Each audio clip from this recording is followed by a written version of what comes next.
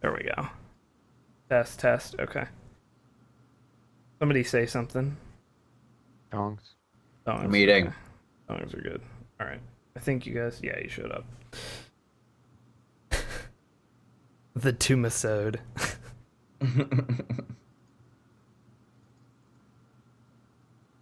So I think I'm gonna buy a new side for this Corsair $300 since we can't give it away. These new graphics, though. Fancy. Yeah, Rotendo. Fancy, Yep. fancy. A commissioned row to do some. There's actually another one too, but I'm using this one. Nice. There's one for Brandon too, in case he hosts it.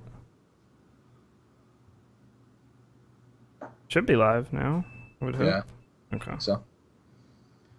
It's for me. Not yellow, that's orange. I hope it's not yellow on your end. It's orange for me. Yeah, let's say.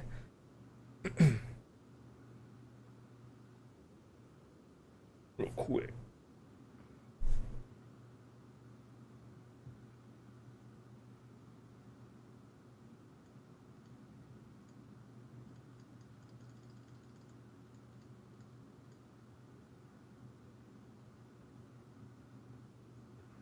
There we go. No Nick Fenn tonight, he's sick. Yeah, I can confirm I'm staying away from him like he has a fucking plague. He was sick, like, I think he was getting sick at LAN. Yep.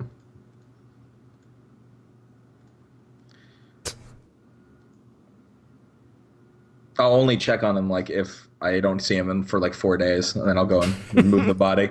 I just can't risk it. The smell too, Scott. The smell, yeah, will probably start. And then Yeah. I don't think he beat the thing. Damn it. News. Yeah, we'd had that old podcast layout, I think, since we started on Twitch with it. 100 and some episodes ago.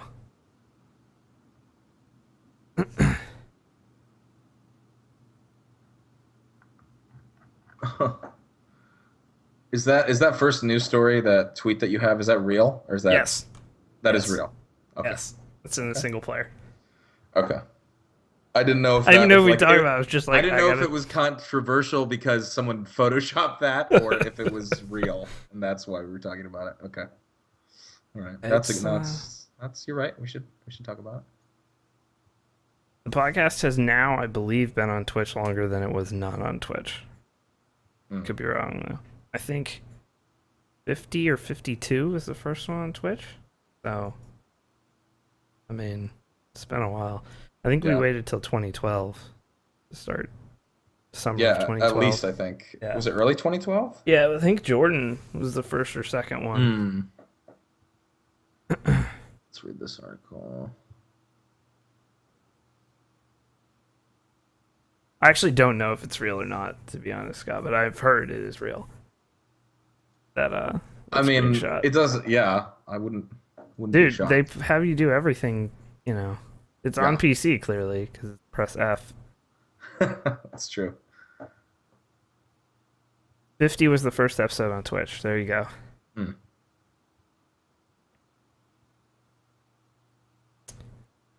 Gotta look at. Why didn't you warn me about this layout? People are like, what is happening? The text on the bottom is so much easier. But we have a blue one too. Not using the blue one tonight though. And I have two for Brandon if he hosts. The colors were chosen to match the elegant fall background of the "No, you can work me, dick" picture. Did you see the other one with the basketball background and Anion? No. Oh God. Oh, Anion just linked it. Me? Media. The boy at the checkout window winked at me. You saw a homeless man's penis at Burger King. Oh my god, that is the most This is where expensive we're at soda right you have now. ever gotten. It was worth the therapy. I've never seen a homeless man's dick at Burger King. I'm jealous. That would be a highlight of my life at this point. It's such a weird Burger King to see a homeless man's penis at. It's not even a. Is there really a Homeless man weird time penis? to see see a homeless Well, man okay. dick, or is it Like, is is it there- always an enjoyable time? Yeah, but my Burger King is like on a major like freeway. Like, my how house. did he get there? He clearly Like, how doesn't did have he a get? car. And there's like no homeless people up where I'm at either. Like, I don't know. You just decided tonight. The mystery of the hobo.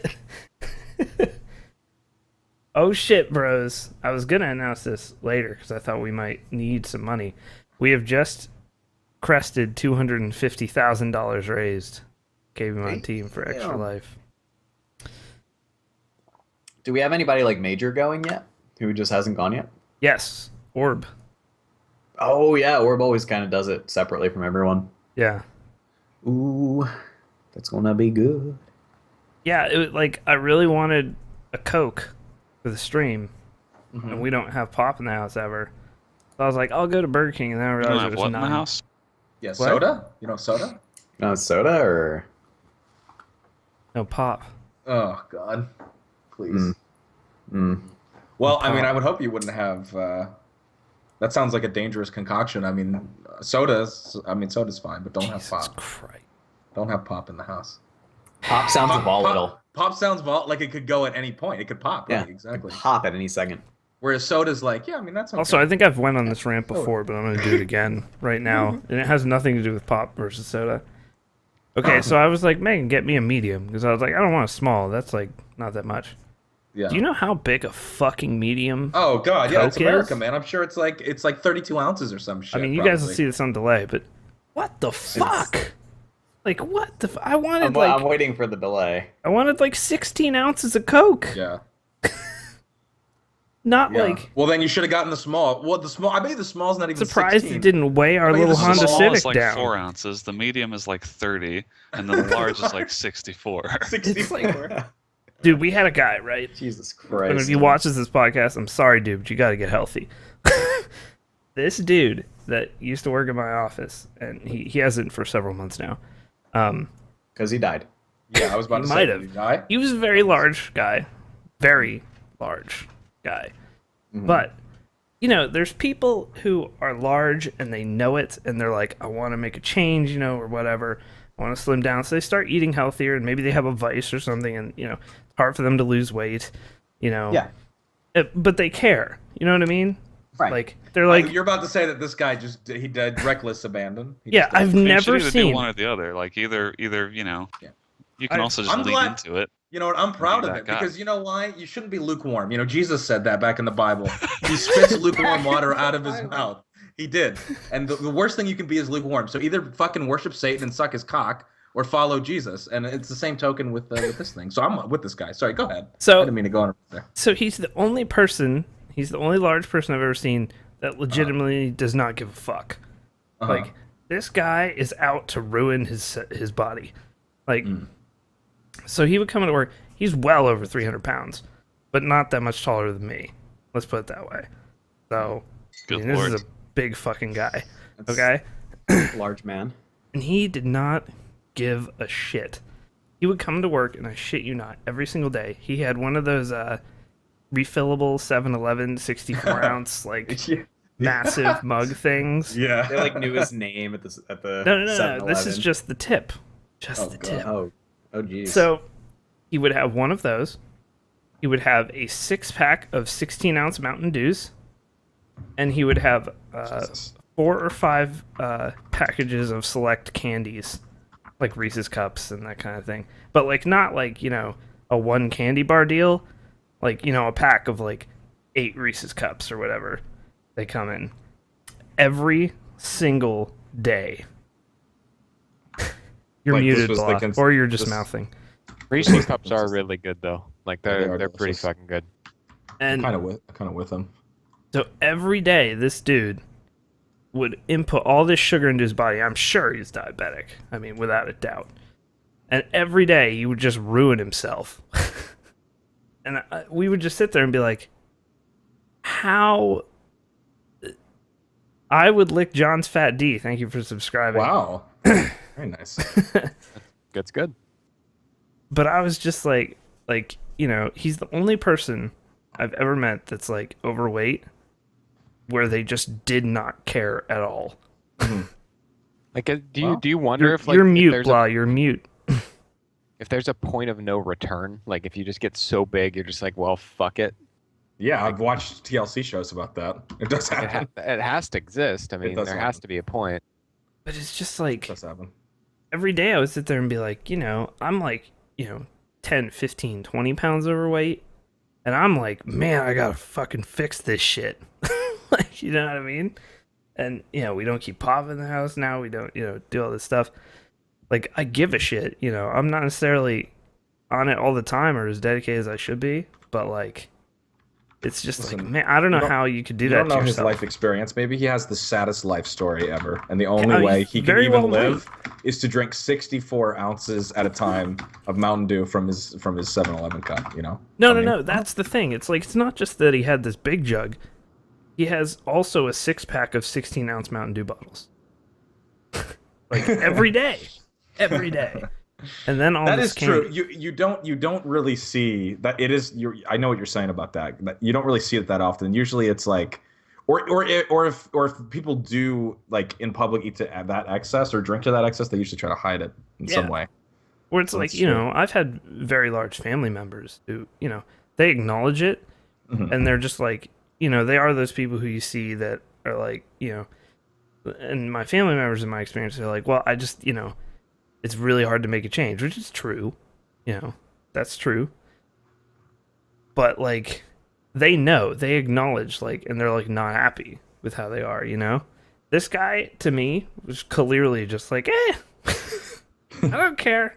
I'm just going in on it. And then he would, you know, he would also get, like, when I'm he, waiting for like a huge fucking 20-page letter from him to hit your inbox. When you know, he would get lunch, he would always get the full combo from wherever it was, the pop, and you know, side, and the, you know, he was never gonna, he's never just getting a burrito or something, you know, it was always that, and some soda and some, you know, the nachos with queso, like. Listen, he's going hard, and he is going to be going home to be with the Lord very shortly. But he's doing both, so he's having a good time. No, I have no doubt that it's real tasty. Like I ate a whole bag of I have no tortilla doubt. chips and a whole jar of con queso like the day after my wedding. Like I know how good it feels to do those things. A whole jar of con queso. Yeah, Jar the whole with thing. cheese. How bad did you feel though afterwards? I was not good. Yeah, that I just It was that, 2 days later because it blocked me up. So it wasn't a bad idea. Like it wasn't a decision that I was upset that I made. I was pretty satisfied with it. Yeah, all right. I can just imagine after. Yeah, I hate when I eat an entire jar of with cheese. it's always the worst. Oh, did Brandon put the tweet Especially out? when I don't have chips and I just have to use my greasy hands just to scoop it out into my mouth. It's the worst. It's like I should at least have chips, you know? You live, blah? Just use a spoon. You just No, use you're your still hands muted, as man. chips. Exactly. Blah The thing is about still that is though, muted. you make sure you have short fingernails so that you don't get it globbed in like long fingernails because then you have to cut them. And The look on Blah's face right now. It's I know, just he's- pure yeah. disgust. something's going on with his. Yeah, he's. Mhm. I I had remember this. my first computer. I had to get a new cable for my snowball. That I have to. Yeah. Well, actually, never mind. Nothing. We're not. I haven't- I am. You are. We're I'm not. But I would like to be. So I'm going to. I remember these headphones are godlike though. Hex was not lying in that review. Yeah, I got to wear them at LAN a bunch of them. They're It was heavy, though. Super, super nice. See, they are heavy, but they don't. To me, it like isn't a problem. I get they're really comfortable. I find them to be really comfortable. Yeah. Jaden the Philosopher Smith, thank you for subscribing. All right, I'm gonna get a drink. I'll be right back. All right. We tweeted, so go retweet. Go retweet while I finish watching the Hearthstone matches. I'm happy to threaten not starting because Yep. we're potentially in the last Hearthstone match of the day. So if you take your time, it's fine with me. I got all day. Hard Baller has asked, "What is a fountain drink?" I mean, No, it's just we're not going to recognize that as a legitimate question. I'm looking for more questions, by the way.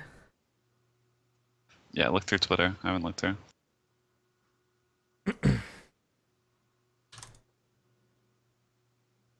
I'll tell you what I thoroughly enjoyed this weekend was all the PAX Australia Snapchats I received from my Australian brethren. Those dudes were going in. Were they alcoholing? Oh God, were they?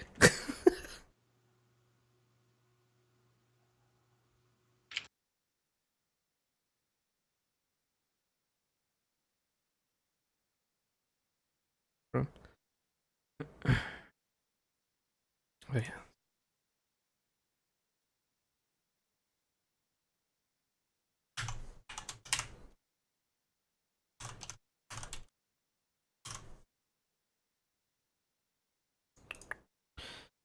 Clear format.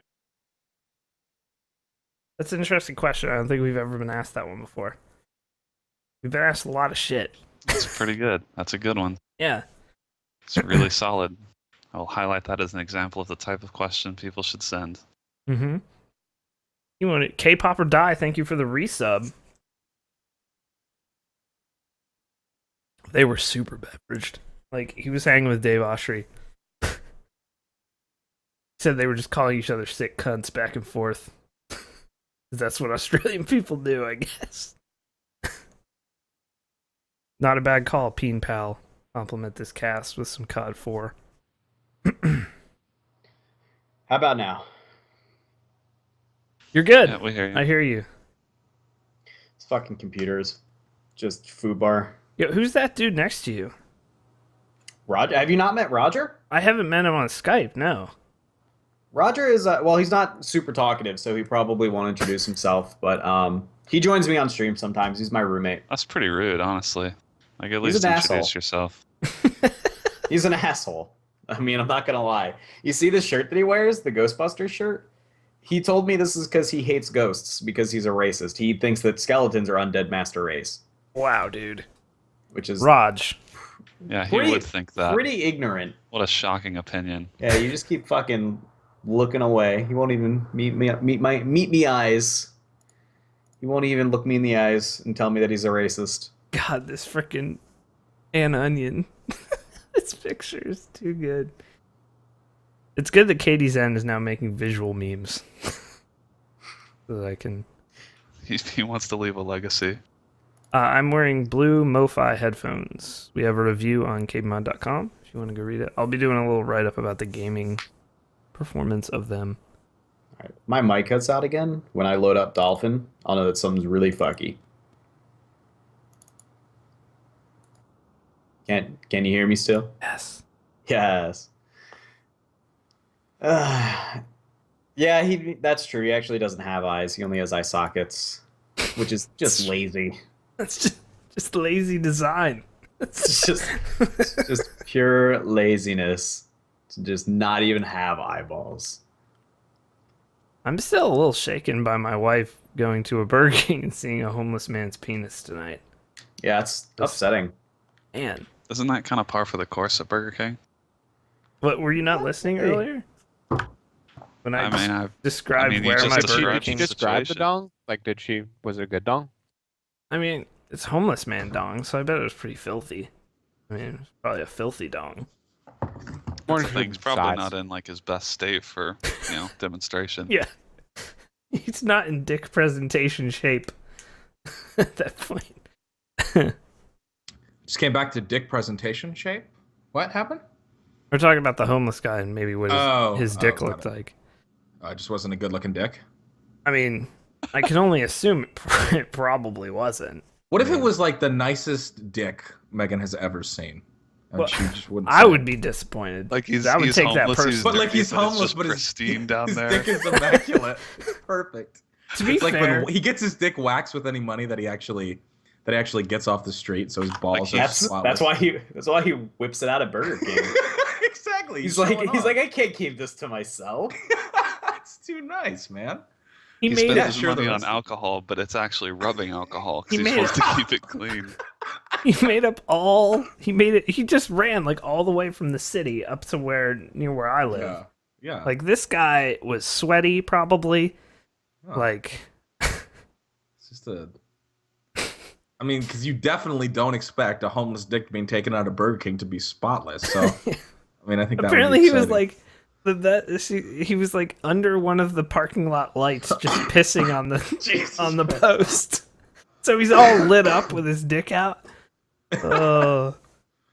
Wow.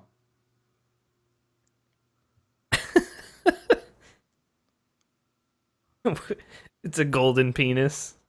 Well, I have to say, Dan, there's some good, there's some good fucking bombs in the news section this week Yeah. to talk about. I'm looking at the Ubisoft news. Dude, Second. they can't stop. Am I They gonna have It's to so go off good. again? It's so good. can't stop. They're real bad. Oh my god, I've never seen this Anion one in the fucking doc before. How did I never see this? Wow. Is this Katie Zen again? Mm-hmm. He's a now god. making these memes. He's a fucking god. Why is there basketball in the background? 'Cause- oh my god. It's the Olympics too. Wow. Kobe Bryant That one at is the Olympics. incredible. That is incredible. The moment he captures a Brandon laughing Yeah, too is fucking yeah, yes. perfect. Has to make it. I'm gonna become self-conscious of my facial expressions on the cast.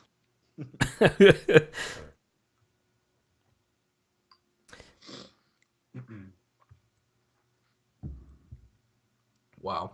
It's incredible. Still need more retweets. It's kind of disappointing. Yeah, it's pretty Almost pathetic. 500 of you. And we can't even break 20% retweet penetration. It's pretty bad. What's up, Maddie? We'll have Maddie on again next week as he recaps PAX Australia for us. Be a BlizzCon. He had his media pass. Well, keep Megan away from the radio. Yeah, I know, right? From the computer. Radio. She listens on a radio. I don't know. She's Megan and her ham radio loves talking to those truckers on her shiny new ham radio. We were so bored when I lived in South America. One of the only other white kids for like 4,000 miles. We used to hang out, and he had like a ham radio. He loved ham radio, and so I would just sit there, and he'd be like, "It's just talking to people on the ham radio." So it'd be like whatever the code is, and then it'd be like, "Oh man, You I'm grew up in from the 40s? No, that's what I'm saying. Well, yeah, there was like no technology there. So he would talk to like people all over. Like the signal actually went pretty far, and he would be like, "This ham radio is really cool because like you can talk to people all over in the world." And then he would just be like "Niner Niner" something like that, and then the guy would be like "Niner Niner," and then I'd be like, "I don't know what just happened," and he'd get this giant grin on his fucking face. If and you- put something in his notepad, and I'd be like. This is my life. I'm sitting here watching some fucking nerd on a ham radio talk to some fucking trucker in Louisville. This is my Was fucking that when your life. epiphany happened? Yeah, that's if what your I knew. parents had died, you could have been like Jodie Foster in that movie. That's true. Wait, What was that movie? What Jodie Foster movie? What was it called? I watched it at Max and Renee's. I don't remember what it was called. Contact. But, like, I think it was Contact. Yeah. Okay, yeah. Yeah. Contact. Yeah, that's Um, true actually. So, Ugh. speaking of weird radio frequencies, have you guys heard about like the creepy radio stations out there?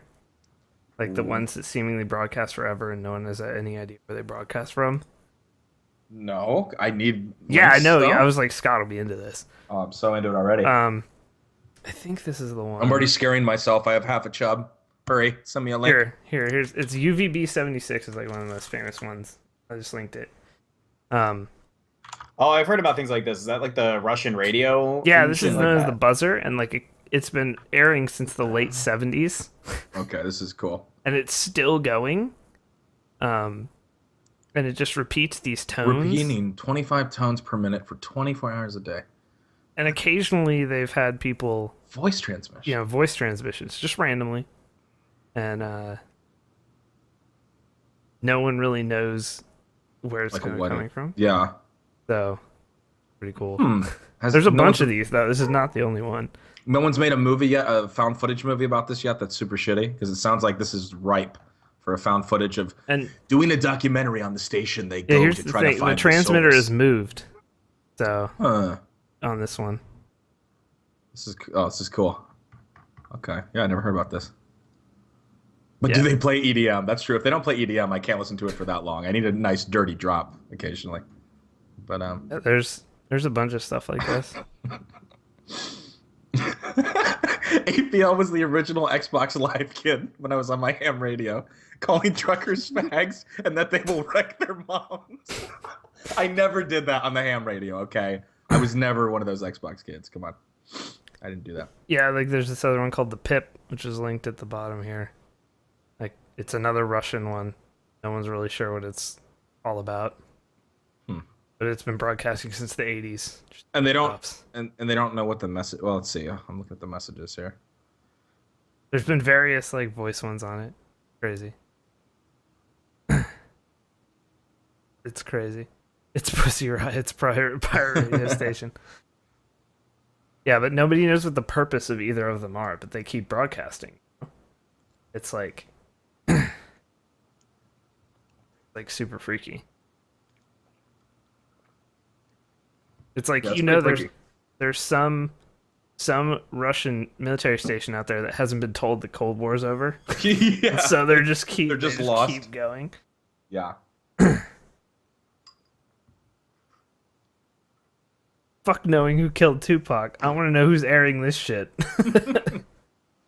Well, is it I mean, Russia's vast enough, right? That could happen. Oh, yeah, not no, really. it could definitely happen. Also, they're unorganized enough. That's true. When the Soviet Union went down.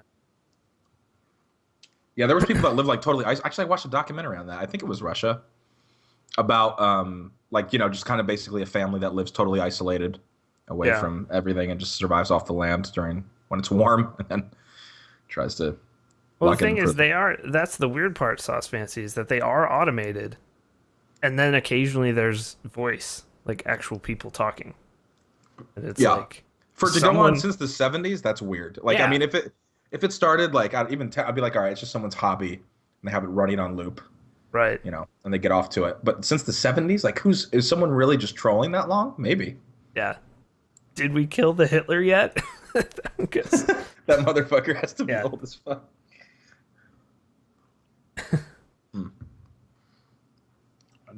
Megan tweeting at you. 2014, Scott, why the fuck would I get a ham radio?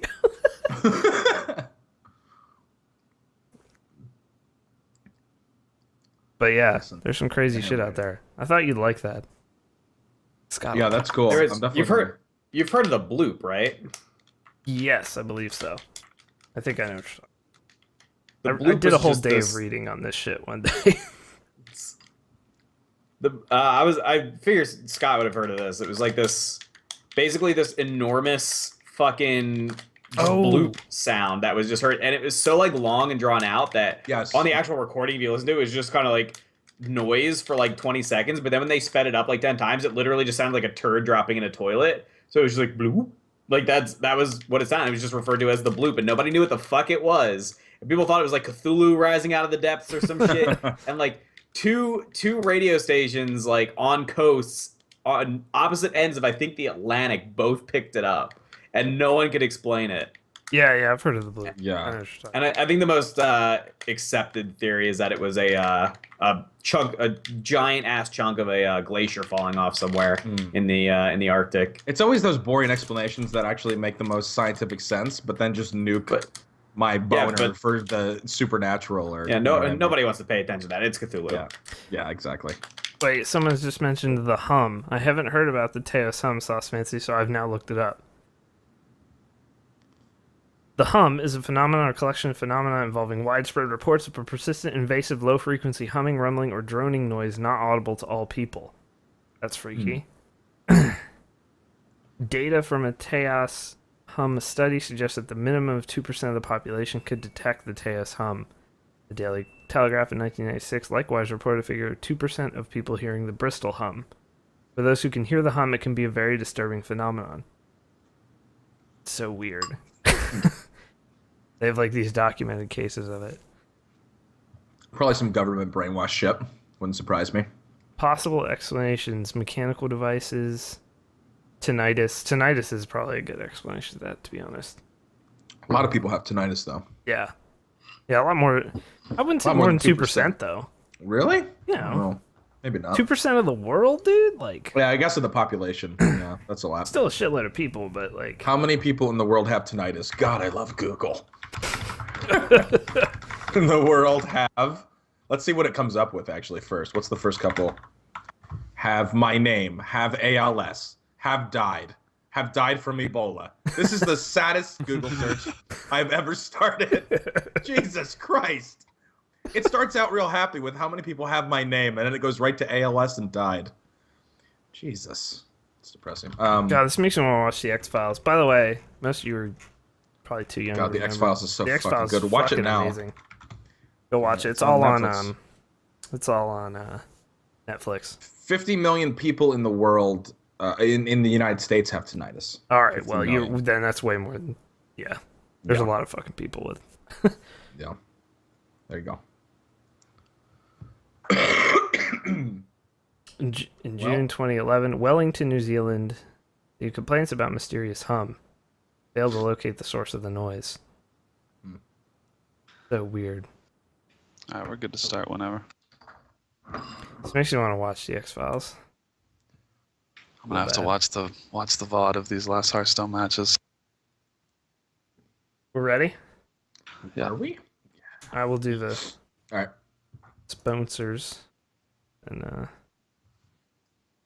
2, 1. Podcast this week is brought to you by KBMOD.com. Of course, go check out the website. A good chunk of content on there recently. And also by Multistream. Definitely the best way to watch multiple streams. Should come in handy if you're watching all those advanced warfare streams out there. None of you are watching. Probably not. KBMOD.com/multistream. Go check it out. Definitely the best way to watch streams. And of course, also brought to you by PC Part Picker, main sponsor of Multistream. And based Philip with the 10K donation during match. Extra Life. Yeah. So, shout outs to him. Go check out PCPartPicker.com, guys. The best place to make PC builds. And of course, last but definitely not least, subscribers and viewers of the channel, thank you so much. You are the reason we can do things like Extra Life and give away some of the prizes we give away and play new games each week on the channel for you. Thank you very much. Take it away. Alrighty. How's everybody doing? Welcome to episode 160. I don't know what this voice I'm doing is. Hello. Welcome. Hello, world. Welcome to episode 164 of the KBMOD podcast. Are you doing the Coneheads? Kind of the Coneheads, yeah. I'm broadcasting from my ham radio in South America. No, the date is November 2nd, 2014. This year's almost over. We're almost in 2015. That's really, really scary, and it's bullshit. Yeah. All of those things. And look, before I can even say the date, people are already exclamation mark fucking yelling at me to say the date. I just said it. November 2nd. And Nick Fenton is sick. He's asleep, curled up, I'm guessing under his sheets. I'm not going to check, but I'm assuming. And but John's back, which is good to have John here. And Blah is married. Yeah, how's the marriage thing going, John? It's fine. You just don't have much intercourse, and do those things that married people do. That's good. Going on my honeymoon in the middle of November. Hopefully, we'll have intercourse at that point. Yeah, I would think. I would hope so. I feel like that would be a rough honeymoon if you didn't have any intercourse during it. I mean, if I pay for the whole trip to Hawaii, you better hope there's intercourse. That's right. It's an expensive intercourse. That's right. Very expensive. Just being honest. And Blah, you got your mic working again. Did we figure out what your troubles were earlier? It's something to do with my USB ports. Whenever I plug in something in my front USB port, the computer still sees the mic. It's still muted. This whole computer is so fucked. I shouldn't even be on this podcast because of this computer build. You should be disqualified, really? The blue screens, the hard freezes, like it just hard locks up, everything freezes, and it makes that like it's stuck on one sound, like 1 millisecond of sound repeating a million times. Yeah. Like it does the sometimes it doesn't boot up. issue, by the way. Yeah. CPU, you think so? Could be. I don't think it's RAM. With USB ports, it can be the motherboard. It can be motherboard. It can be like I doubt it's power supply, but my power supply was like one of the candidates for possible things that was wrong with my last build. I'm having a hard time remembering what those problems were, but it's the one thing I didn't replace, and now this thing is fucking in a totally different way. So I'm bad at computers, basically. Well, You should build a new one. it's working right now. So Would that I that's good. could. That's good. But So- tickets are expensive. Yeah. Going home. Go ahead, Dan. Before we forget, though, Yes. last week was, of course, Extra Life. It was. Big LAN this year. We had a lot of tech issues, but we got the event going anyway, had some real hype moments. And as of right before the podcast, we just passed over the $250,000 mark for the team this year. So thanks so much to all of you for generously giving. And I believe we sent out all of the digital prizes today. We sent out all the digital prizes yesterday. Yesterday. So if you won something, you should have gotten an email about it. Physical prizes, we have not contacted all of them yet. So if you want a physical thing, hold off. Mhm. We will let you know. And we're still figuring out the winner of the Wii U and the 650 watt power supply. So we will have those done very soon, though, and shipped out to you guys. So yeah, $250,000 raised for the kids this year. And if you missed last week's podcast, definitely go check it out. It is on the website. Scott did some magic, got the audio. Yeah, we just had to. It was actually came out pretty decent quality, which was good. I wasn't sure how it was going to happen, but yeah, we pasted that thing together with some fucking duct tape and scotch tape, and it works. It works. So that was a good. Yeah, that was a really fun The test. podcast last Yes. week. That's true. Exactly. Yeah. But if you missed it last week, we It's a had good one. 6 of us in a room at Extra Life, like radio station style, and it was immensely fun to do it that way. And then we had a rotating cast of people that just were at LAN that came in, and we did like a game show rapid fire quiz. Oh yeah, that was so That was fun. the best part. That was So- the best part. So It's you're pretty gonna hype. get to hear. I mean, yeah, you get to hear Megan. You get to hear Sham's wife, Allison. You get to hear all some. Tim got was on known there. finally. Tim got known finally after his campaign, unsuccessfully going on for the past 2 years. Finally, he broke through, and yeah, it was a really fun cast. We went almost 3 hours. We were Yeah. commenting that the fact that we were in person and obviously being able to look at each other and have visual cues and stuff, like it totally makes sense that you could do a podcast for like 4 or 5 hours every week and not have it seem that long. It just Now I know why. went really fast. Now I know why Joe Rogan cuts his off at 3 hours on purpose. Yeah, Like you could sit there you could forever, go. probably. go for a while. It's fun. But yeah, thank you guys so much for another successful year. I believe, as far as team members with larger store stream events coming up, I believe we still have Incredible Orb yet to go for his. So we'll tweet that out and stuff whenever he does it. I'm not sure when he's gonna, but so Orb still to go. And thank you all so much. Thanks to all the large Twitch streamers that joined up. Mindcrack, the whole Mindcrack team raising like 100K of that. Gassy Mexican, Renee, In like Diction. 12 hours, too, Yeah. by the way. Yeah, Yeah. destroyed. Blah, all the people at the Twitch office, if I forgot anyone. Dude, turnout for my stream was great. Like the number of people wasn't that high. It was like a typical stream of mine, maybe a Your little average bit person more. donated like $100. Yeah. It was insane. We raised over $5,000 with like 150 people in the chat at all times. That's nuts. The Yeah, that's average was crazy. like insane. Driven up immensely the average by Dioth and Acenify, who each donated $525 each. Wow. That's So- awesome. That was nuts. We had some of the usual suspects going ham. Jake Pig went huge. I believe so. Brandon's page. Yep. So Darkwing, Bradley Plant, the guy that won one of the PCs. Mm-hmm. We had a bunch of like $100+ donors this year. So Yeah. You guys thank you killed it. guys. I mean, just yeah. sat there watching the stream, wishing that I was playing video games. We And wish doing- a lot of us wished we were playing video games as well. Yeah, it seems like some tech problems going on there. Yeah. We think we narrowed it down to what it was, but Sean's already working on it for next year. We're gonna be doing. People already have ideas for next year. Yeah, I think next year. I mean, I think we've stretched like that setup to its absolute limit. So I think we're gonna have to give some equipment to Sean to work with. Yeah, next there's year. a local organization that we're gonna be hooking up with here in Pittsburgh to try to get a real venue. So yeah, hopefully. And that it'll is be not to better. say we are ungrateful for the venue we had because it was great this year for what we. Yeah. for And what Mike's we needed boss as was well. awesome for allowing Yeah, that was super Yeah. cool. So yeah, I mean we had less games that worked, but we had a lot of fun just having people in Pittsburgh too. It was a lot of fun just having people during the week.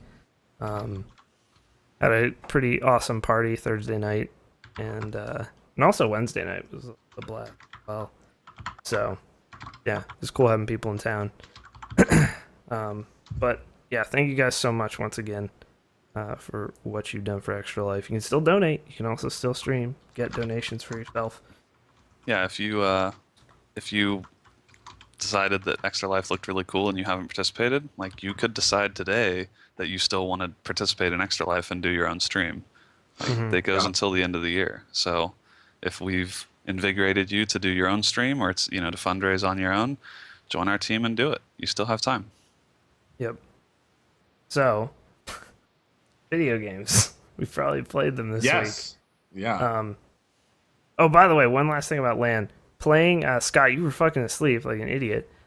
Playing CS on LAN is the greatest No, thing I wasn't ever. asleep. I was fucking at the hotel showering, and then I come back and you guys Showering in the riot hose shower. Yeah, the riot hose, dude. That thing, my God, don't spray it directly on your junk.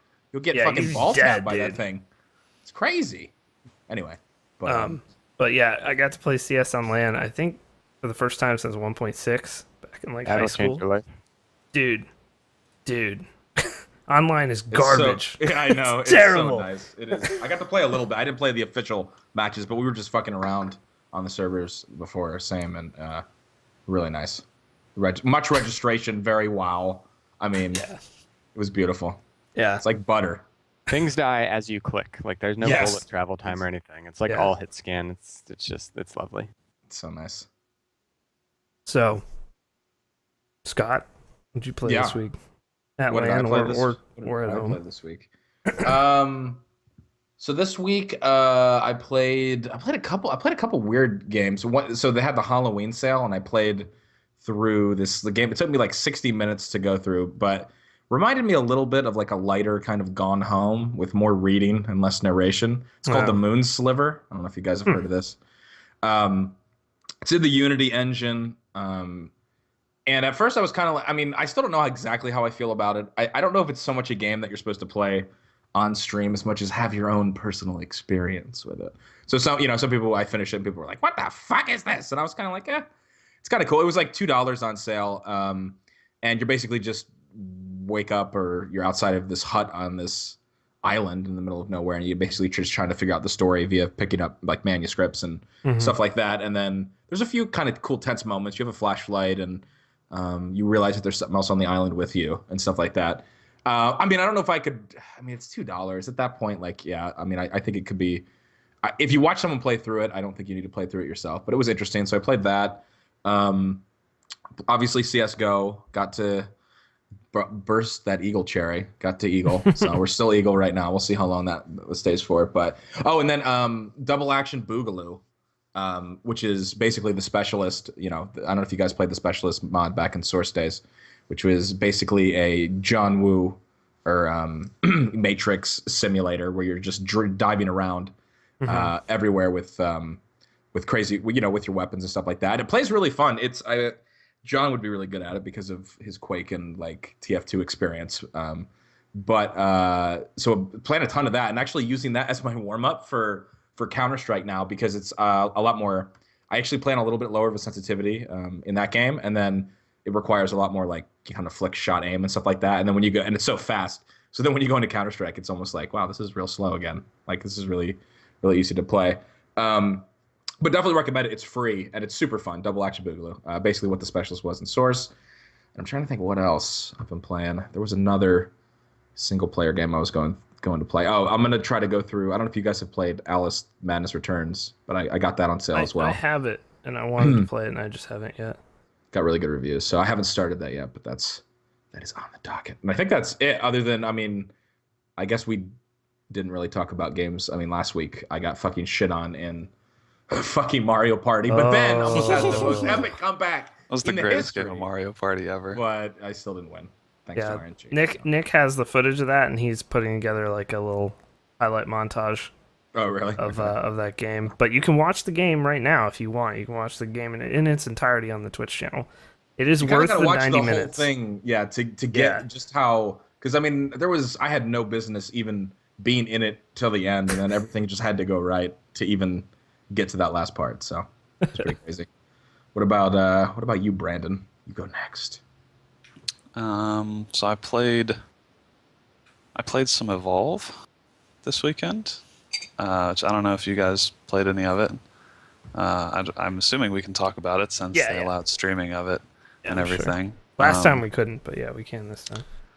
Yeah, so that was like the newest thing. I still played some Hearthstone and whatever, but played quite a bit of Evolve yesterday. A little bit by myself at first, and then played with Nikon and some other people while he was streaming.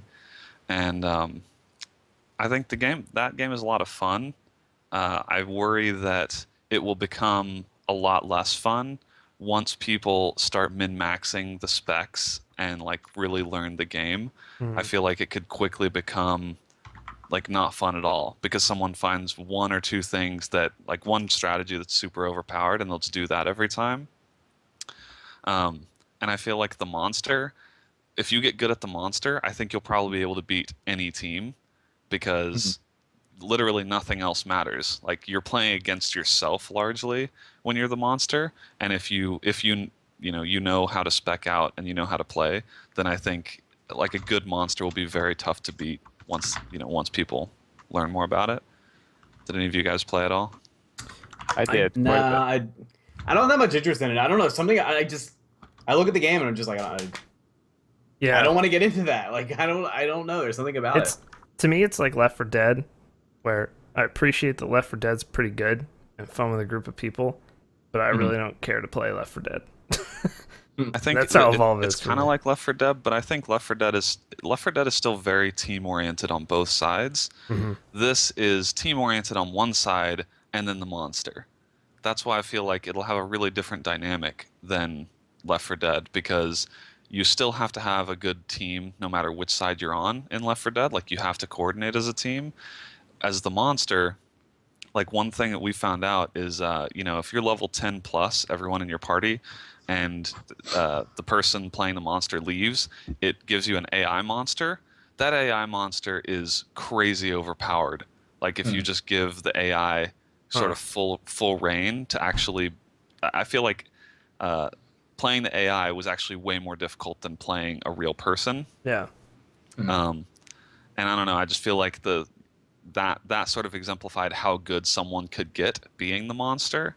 And is there a first-person monster view or no? I don't believe so.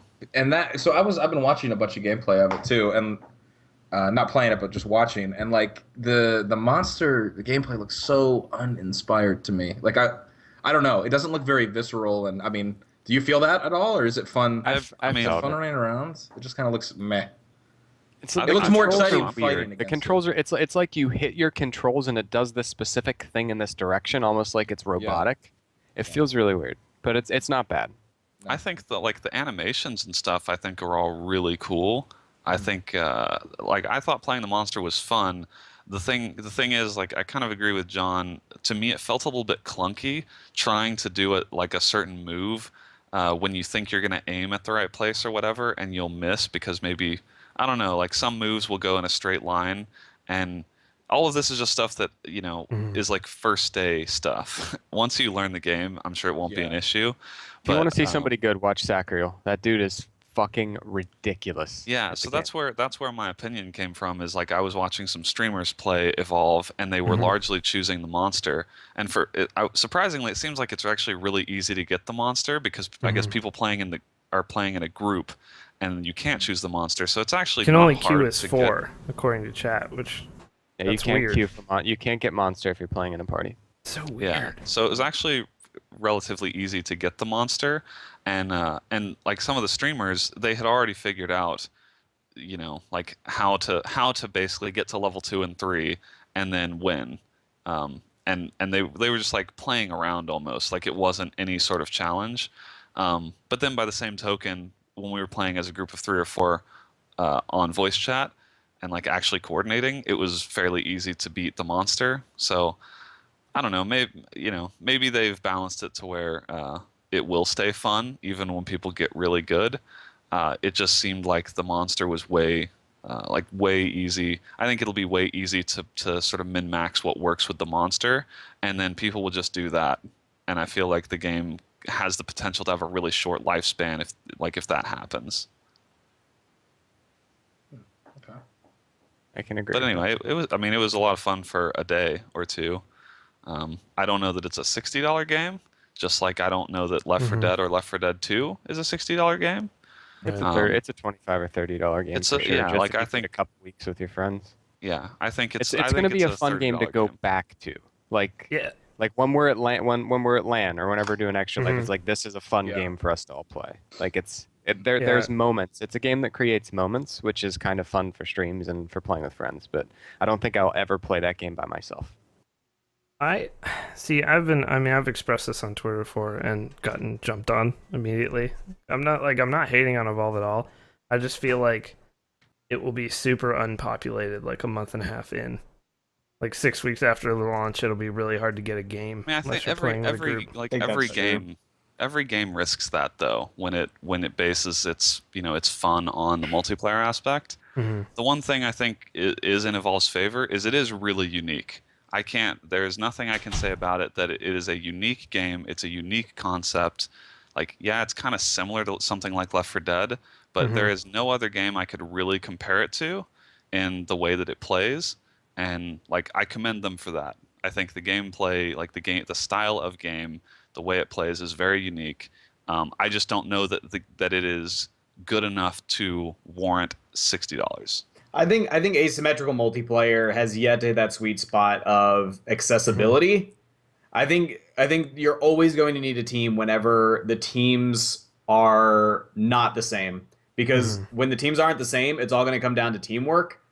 You can go into TF2, you can go into Counter-Strike and solo queue, and you're probably not going to have as good a time as if you grouped up with some friends, or especially if you're playing like comp and CS:GO. But the game is going to be the same. Whereas if you queue up with your friends for Evolve, you queue up without your friends for Evolve, two completely separate and really varying and fun experiences. I feel I like, and actually didn't that think about means the that. barrier for entry is higher. Same thing with like Nosgoth. No one's playing Nosgoth right now. And that game's pretty good. I think Nosgoth was really killed because they started off with way too aggressive microtransaction policy, and they've kind of retracted that, but no one's still playing it because you need a full group of 4 to play Nosgoth, and no one wants to get that together. It's hard to do that these days. I'm playing Borderlands, the pre-sequel, with 4 people, and we can play maybe once a week. Yeah. I actually that's a point I hadn't really thought of, is that the people that are just going and buying the game and maybe don't necessarily play with a group of friends that they have online, which is probably most people, right? Most people probably queue up on their own. Yeah, Like 'cause if they you don't have queued up, friends. Yeah. well, I'm just saying they don't necessarily have friends that they game with. No, I agree. Yeah. Most people are fucking losers. Totally with you. That's what you're saying, right, Brandon? I just want to hear you say that. No, I'm actually talking about someone like me in high school where I played games and maybe I had friends online, but I didn't play like online games with any of the people I knew in real life. So a lot of times I would, queue up for a multiplayer game on my own. Anyway, I think the experience there, if you happen to get the monster, your first game, you just get completely crushed, you will never play that game again. You will hate your purchase and you'll just be really upset. Yeah, and I that see happened, like that actually happened almost every single game last night. Is we were crushing the people that came in as the monster, and we were literally winning the game in like less than 2 minutes. The time between the rounds and the loading time was longer than the game itself. Good And God. that had to be frustrating for the monster. Yeah. I just see it being mostly because of that reason. Mostly a game that's played by YouTubers that record like, with a group, like, and that's it. After a little bit, kind of like the Hidden became that way, but we could only play the Hidden when we had people, you know, back when we play that. They do also have like 3 months until they release, right? They're releasing in February. Yeah, so February. you know, there's probably still time to add like other cool features and things that keep people interested. Mm-hmm. I'm just not sure if conceptually it is something that, like, I don't know how you turn this into a competitive game, for instance. You know, I think in the same way that Left 4 Dead 2 or Left 4 Dead has never been a competitive game. Right. It's really just, it's a lot of fun to play casually, but it's People never... played that game. There's a pretty competitively. diehard competitive Left 4 Dead scene. People played that. Okay, People playing Left 4 Dead well, like really well, is really fun to watch. Really I'm good. not It's disagreeing rare, with that though. at all. I'm not It's disagreeing rare. with that at all. I'm saying that there is, for all intents and purposes, like no competitive scene that anyone can relate to. Yeah, I know what you. Yeah. Even For in sure. relation to some, I mean, like TF2, there is a competitive scene in TF2. There are tournaments sometimes and things. I have honestly never seen like a Left 4 Dead tournament. Yeah, me neither. I'm with you there. And I think that's going to be a really hard sell for a game like this, because how do you structure competitive play? Mm-hmm. I don't know. All right. Okay, so that was Scott. Brandon. Also, if I can just I don't know say- what this. I don't know if he's done yet. He didn't. say No. he's finished. Actually, I was going to say one more thing, which is like a little mini rant on them calling this an alpha. Oh, damn it. I'm so tired of like marketing stuff, as this is not an alpha. By no stretch is this game in alpha state. This is like almost demo state. I don't even beta is like almost, I think, a misnomer. But calling it the big alpha is like completely ridiculous to me. Yeah, it's so This that is we're going to convince you to buy it by letting you play it.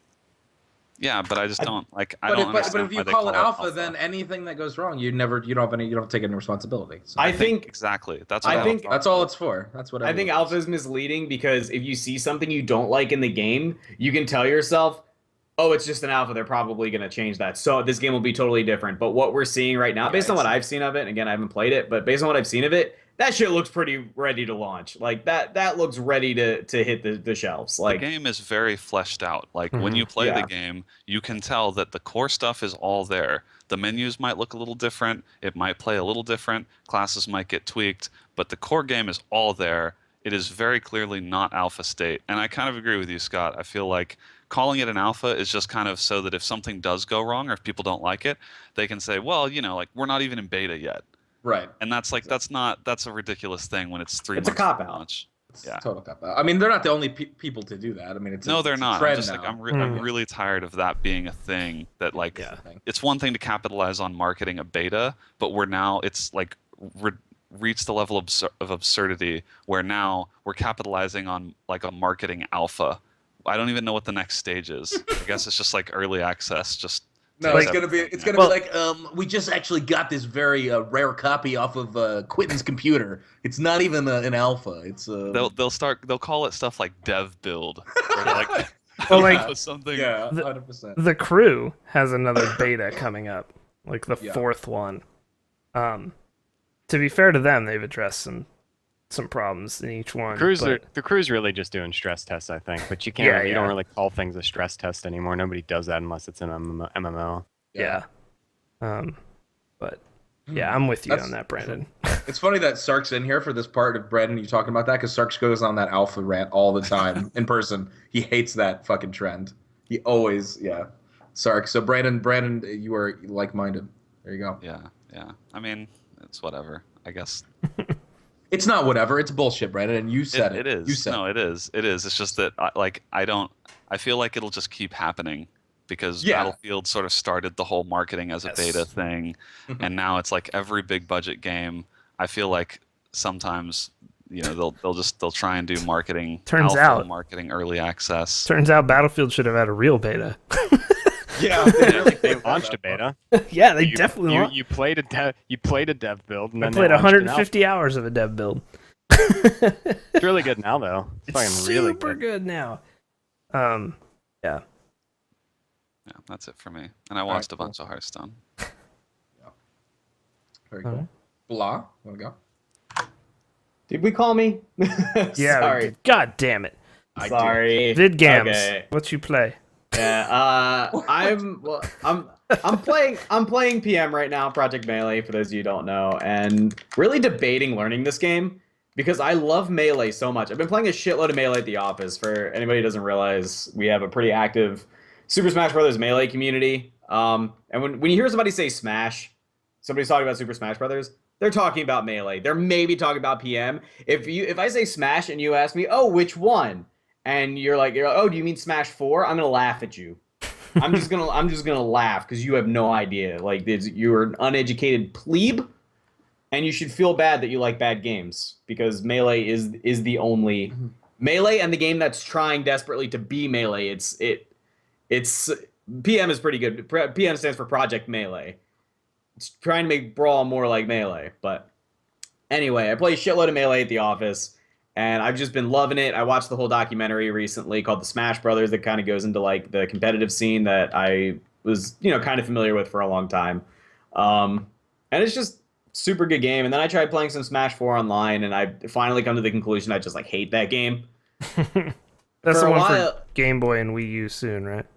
Yeah, The that's the Smash one for the 3DS. Just came out. Soon coming out for Wii U. It'll and be I don't better know. on Wii U, but I don't know how much. It's going to be better on Wii U because you're going to be able to use GameCube controllers, and this thing fucking sucks for controlling a Smash Brothers game. It's awful. There's no second analog stick, which is actually really important. Please describe for the audio listeners what you're holding up. I am holding a 3DS gaming platform system handheld. Shocking that gaming wouldn't be good for controlling a pretty deep fighter. Yeah, no, it's Very deep really fight. Revolutionary Smash stuff. Smash Smash is is very really frame good. dependent. Yeah. It's pretty intense.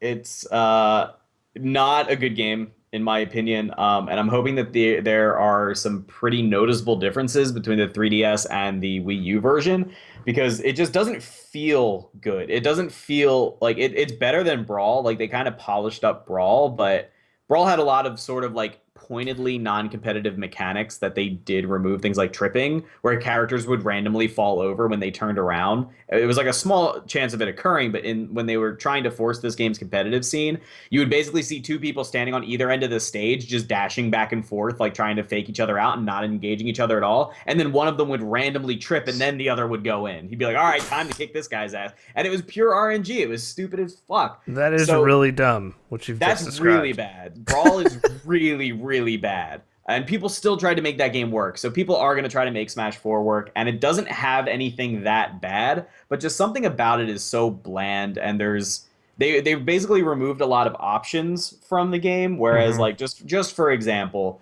in Melee, there's an 8-way air dash mechanic that's universal. Every character has a short 8-way air dash, but it expends your recovery, rather. So you have a very short 8-way air dash that you're invincible during. It's called air dodging.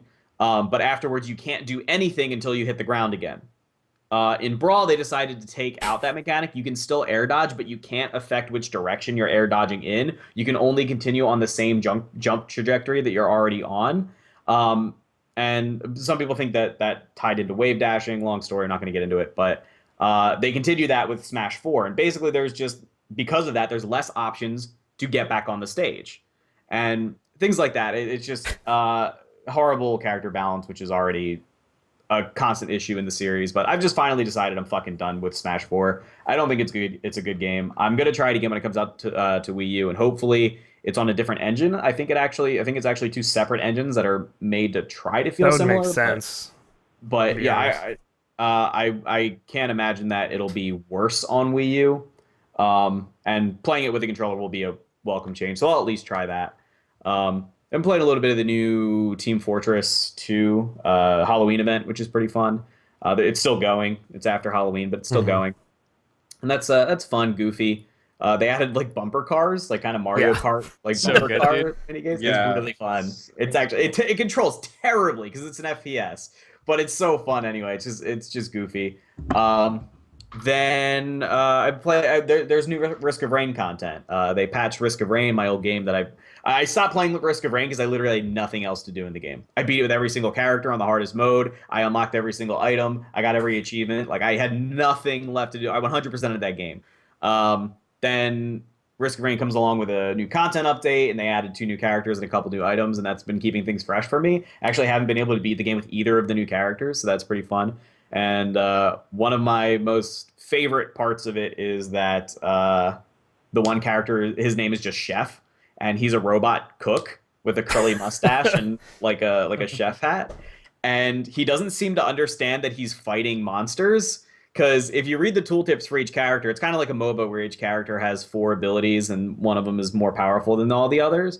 And you can read tooltips on them. And so, like, this character will be like, shoot enemies in a line for X amount of damage. Rapid fire 3 enemies for X amount of damage. All of his tooltips don't use the word enemies, they use customers. So it's like customers take 12 damage. Like I don't know, just something about it is really goofy because he just seems to have no idea what he's doing there. But great game. Also a bit of Borderlands the pre-sequel. That's about it. Cool. Johnny? I've been all over the place. Some CS, some TF2. Got that new 980 this week, so I've been kind of like fucking around and going back to play a bunch of old shit just to see how it does. Nice. Comparatively to the does well, I'm assuming. It's way better. It's way better. I don't have to deal with 2 cards, so it's way better regardless. How did Evolve run on your 980? Well over 120. Nice. But I don't run any games on the highest settings. I didn't even think to test it. I should have though. Yeah. But it was good. And then a little bit of Strife still. Been playing that. Still pretty good. Heroes of the Storm. Not bad. Bunch of people Right can get now, into Heroes of the Storm. Some MGE, a little bit of MGE right now. Shitting on playing this. iPad games too. Yeah, I've been playing that Vainglory on the iPad. That shit is so good. It's incredible. Glory. It is a MOBA on the tablet that actually controls well. Interesting.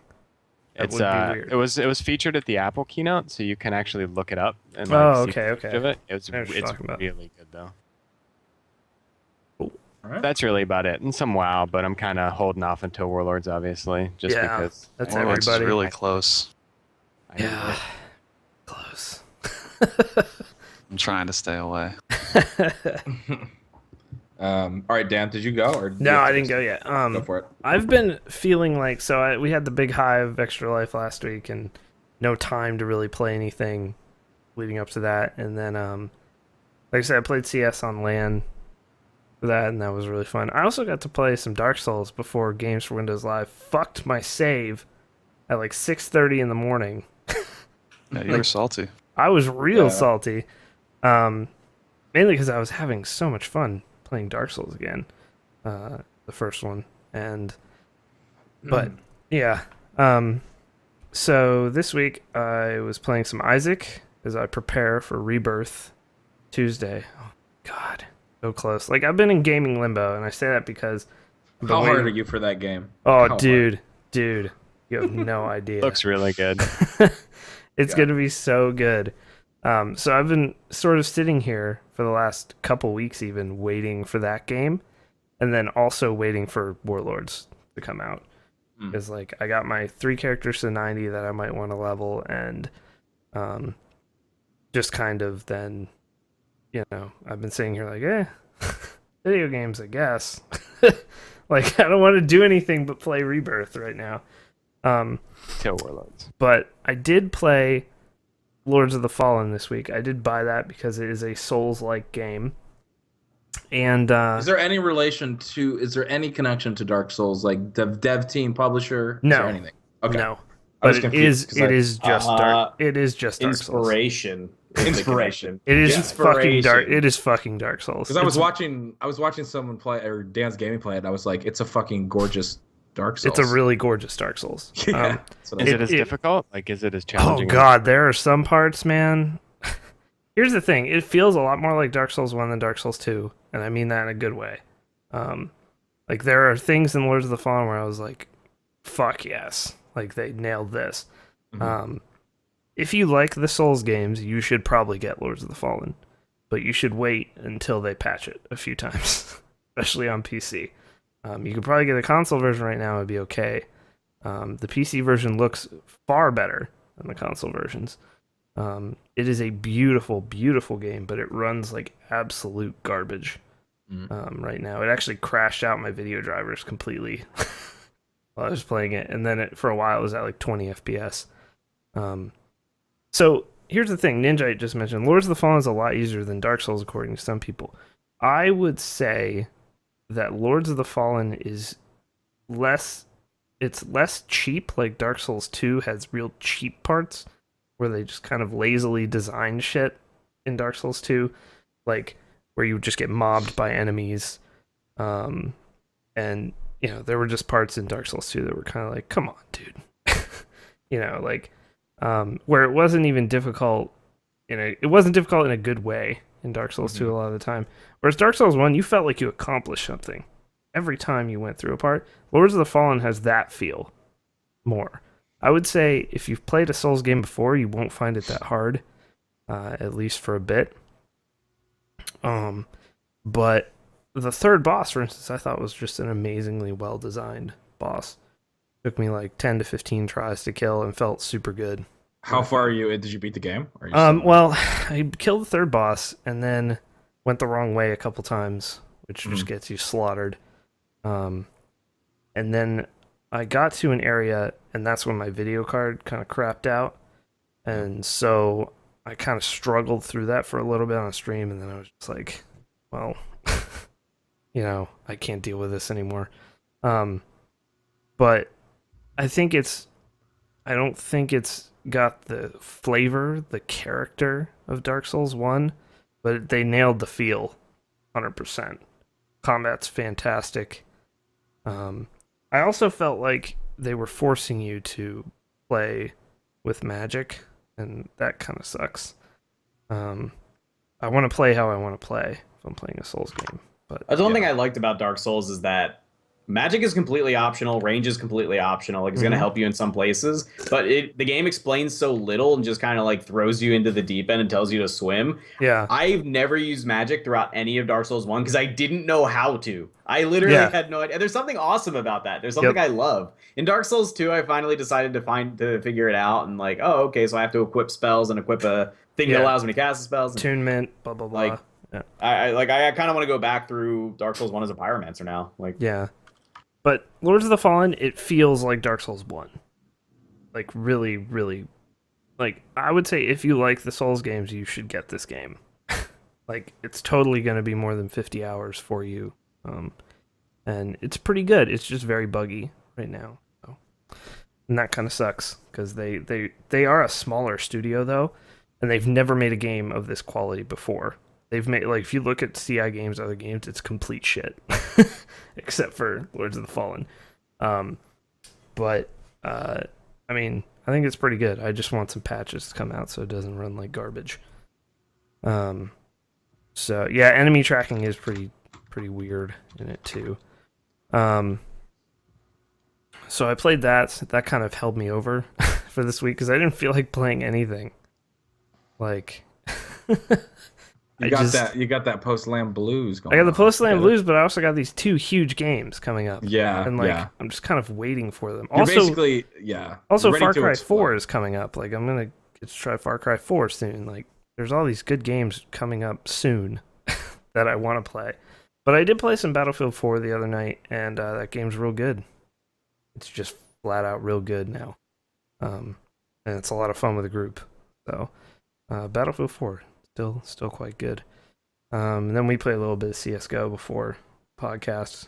Got our asses whooped. Yeah, Cobblestone's a great map. Cobblestone's fantastic. No, I like it. it's fucking I terrible. literally I said before we played it, I said, if we lose this map, I'm never playing this in this lobby with these people again. And so I never have to play Cobblestone again. Dan, you either, really. Yeah. You were yeah, in I'm that with too. you. So Yeah. never playing that map again. God damn it.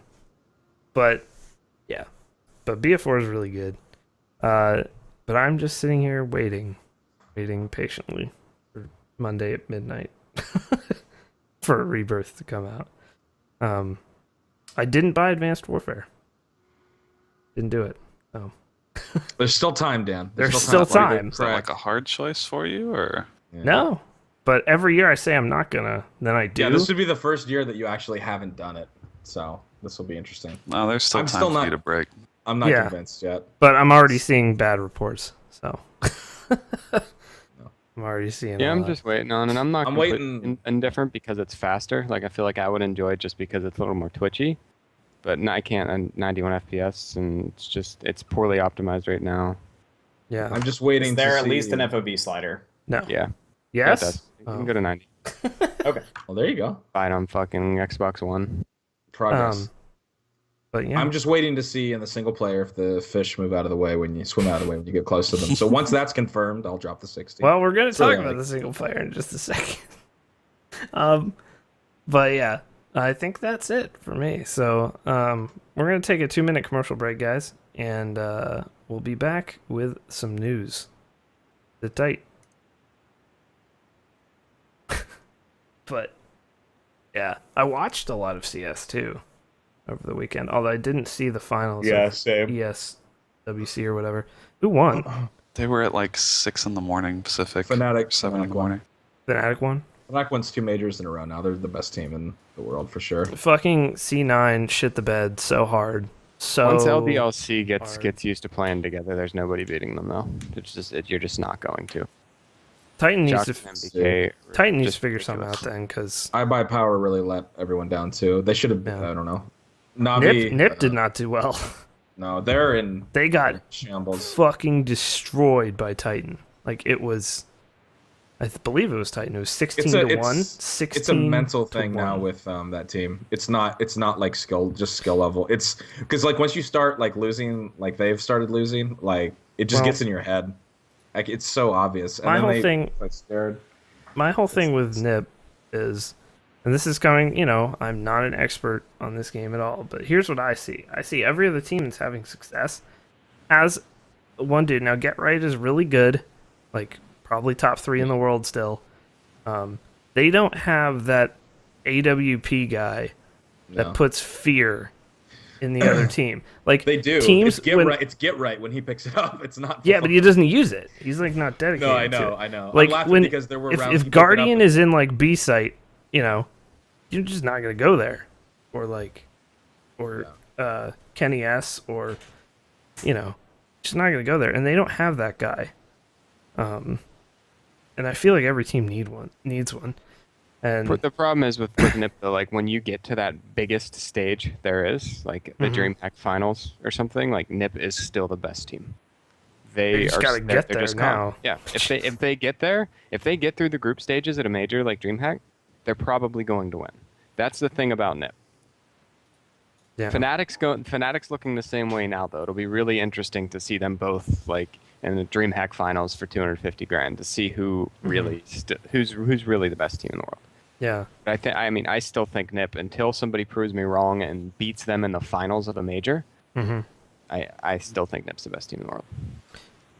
So here we go. There's our there's your little live on 3. That was our version of live on 3. There we go. We know a lot about esports. I just have as the first news item this tweet from Call of Duty Advanced Warfare. Press F to pay respects. I'm assuming this is real, right? I mean, I from think the it's single real. player? It doesn't look shopped. Yeah. It also got Ah. 3,300 favorites and 4,000 retweets. Yeah. Well, I mean, there's a lot of levels that we could examine this. Where do we want to start, Dan? What was your problem? Did you have a problem with it? I didn't have a problem with it. I'm just like, this is where we're at now. Yeah. Basically, what I'm saying. Like, Yeah. we are pressing F to pay respects at a funeral. That's Yeah. I that's mean, where we're at. we're about to get into another. This is kind of a different. Well, we talk about game design, right, and trying to get the player into the world. I mean, can you fault them for a quick time? A quick time event. That would be worse. All If it was right. a quick time event. it If might be a little if your slow. goal is immersion, press F to blank prompts are the first wrong Are not step gonna- you can make. are not gonna work. Yeah, that's true. Like, That's a good point. I'm playing devil's advocate here. Listen, Do we? I'm not on anyone's side. My question is, do we pay respects with the same buttons that we kill with? Yes, that's what I was waiting for. Oh God. I'm waiting for that article from Polygon. I can't wait from a very relevant game developer to talk to me about it. Hopefully that'll be up. No, I think but it's just. I mean, this is what Call of Duty does. It's sort of like it is, it is. press a button. So press a button in case you fell asleep. Are you still there? Are you still with us? You know, this could have very easily just been like a complete sequence on rails, but instead it's like you just stop and press a button. I guess maybe some people like sitting there and examining the environment around them before they move forward. But Also, yeah, I mean, it's like in this context, it's pretty dumb. But can you not, like, if you don't hit any button and you don't pay respects, like, does it go by? Like, that's my question. What if I hit E? Do I spit on the grave? Yeah, like Sure, I don't know doesn't what move I don't know. Or maybe you don't pay respects and maybe everyone else does. I don't know. I honestly, I would have to play it. But this is where we're at. That's all I'm saying. This is This is video games. This is video games. I mean, yeah. No, I mean, this is one video game Yeah, that does it in the same way that it's always done It's a it. little broad. You know, It's a little Cheeky. broad. I don't know that any of us should be surprised by this. This is the kind of stuff that Call of Duty single player has done for a long time. It's not, I mean, in my opinion, it's not very good game design, but Megan, I'm gonna call you out soon. You're creeping me out over there. Megan is standing in the basement staring at me with no pants on. Oh my goodness. Oh. Well, that's a call out right there. Are you? I in think a Burger also King? I also think that if you need any more of a hint than that, I mean, you can I you don't can leave think for it's- 5 minutes, Dan. I mean, if you need to leave, Dan, I'll take over the couch. No, Go we're ahead. cool, Go do your man. thing. Okay. She's wearing my Bloodborne shirt too, which I'm Okay. not necessarily happy about. Oh, boy. You're killing the mood, Dan. Talk about killing the mood, Ubisoft. Oh, there we go. wow, That got me. that segue. Well, They can't, we said not last week, but the week before, when they said a bunch of dumb things in a row. We're like, usually they do this and then, PR will take over at this point, or maybe they'll hire some PR. Apparently not. Apparently not. Far Cry 4 dev says 1080p debate is a weird echo chamber. 1080p or not 1080p is not an interesting question, according to Alex Hutchinson. I guess, I mean, yeah. It's not an interesting question because No, there's it's- really only one answer that's acceptable. There's no debating it. So in that, I mean, he's right. It's an accurate statement from him. It's just like Was wrong Hitler reason. wrong? Too boring. Go away. I don't know if I would put this on the same scale, Blacklite, but yeah, I mean, What is that law called that if a debate goes on long enough? Godwin's law? I think it's Godwin's law. If an internet debate goes on long enough, someone will draw a comparison to Hitler. yeah, that's Yeah. probably actually accurate. so I just Well, love there's so his- many quotables, like much Yeah. like Lunchables, little morsels Also, of that's fuckery. not one thing. That's not the exact quote from this article. The exact quote's not much better, but I feel like for context, Yeah. we should say the exact quote. Go ahead. He says, regarding like this debate, he says, well, I think that's more people trying for a story. It's the same challenge we had all across the business where 5% of the audience is online commenting and 95% are just buying them or not buying them. We create these weird echo chambers for those issues, and sometimes I wonder, I don't think this is real. And yeah. All right. Well, All right, so is he a game dev or is he just like some dude on acid? no, that he's they game found? dev. But like this is Not what sure if this is real. So this part of it makes sense, but only a little. It's like with 4K TVs and things, somebody was telling me that with a 4K TV, to even see it, your living room has to be big enough to sit like 12 feet from the screen. That's false. First of all, that's just 100% not how this works. I know that whole bit is hilarious. The Article. By the way, the amount of feet you should sit back from your TV has to do with the actual physical size of television, not the resolution it's running at. If Well, for instance, it's both, but that's neither here nor there for this argument.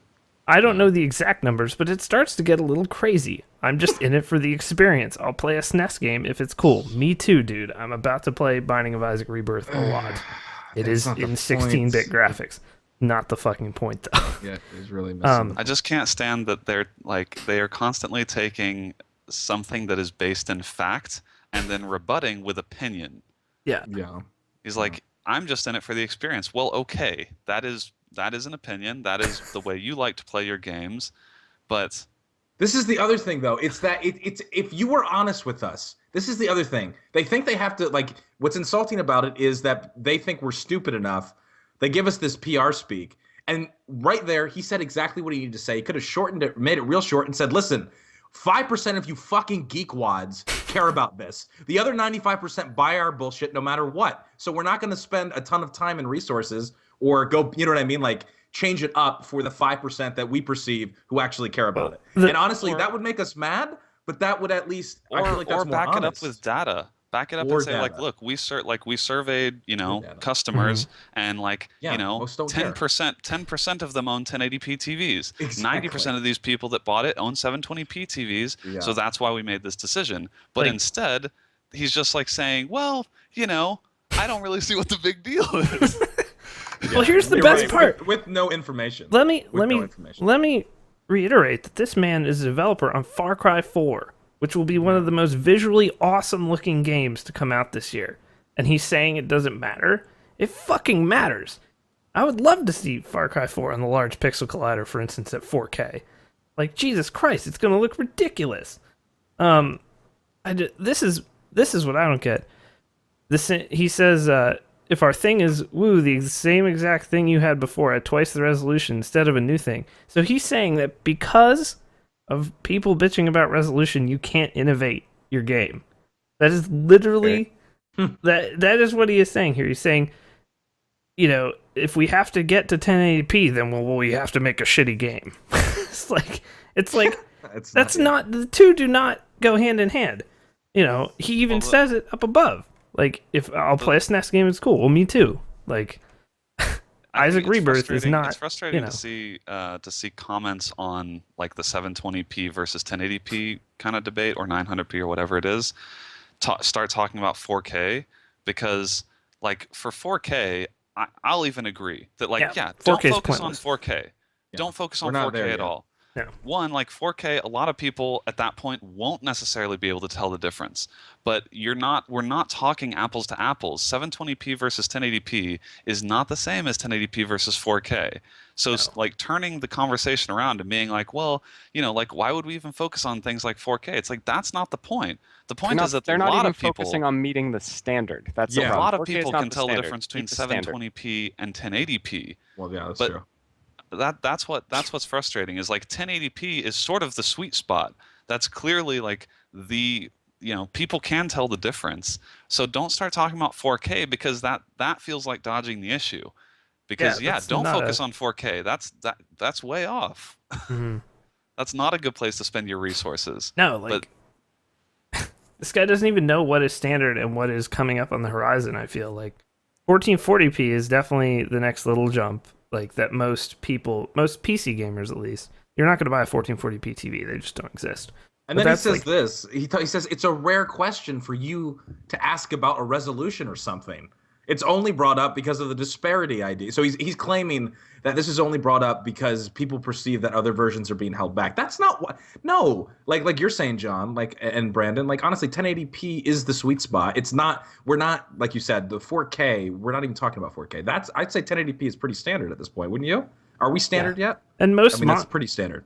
4K isn't, but 1080p No, not 4K. for sure. I think 1080p at this point is like, there are a ton of people that have 1080p monitors for PC gaming, and then there are a lot of people that at this point, because they've come down so much in price, finally have 1080p TVs. Yeah, can you buy 720p TVs like regular? Like, isn't everything standard 1080? You can, but you have to look. But you can't just walk into a store and expect to find. Now it's like, if you want a 50+ inch TV, it's going to be 1080p. Yeah, Like, exactly. It's just going to be. Or 1080p or higher at this Yeah. point. Yeah. Yep. But yeah, I mean, at the last console generation, a lot of people didn't even necessarily have HD TVs, let alone Yeah, when it 1080p. started, for sure. But now, like, that is definitely the standard. And I think, saying things like, we shouldn't care. This is basically like, we shouldn't care about specs. we should only care about experience. It's like, tell that to basically every industry. Tell that to mobile phones, tell that to TVs, where like you're checking spec boxes. People like that. They like to know that I have this thing that is better than this other thing I could have bought. And I think it's the same way in games. It's like, I want to get a game that takes advantage of this thing that I bought particularly because it's better than this other thing. Also, I'm pretty sure I've had 1080p monitors since 2009 or some shit. Like, dude. My phone, my iPad has a higher resolution than 1080p. My tablet.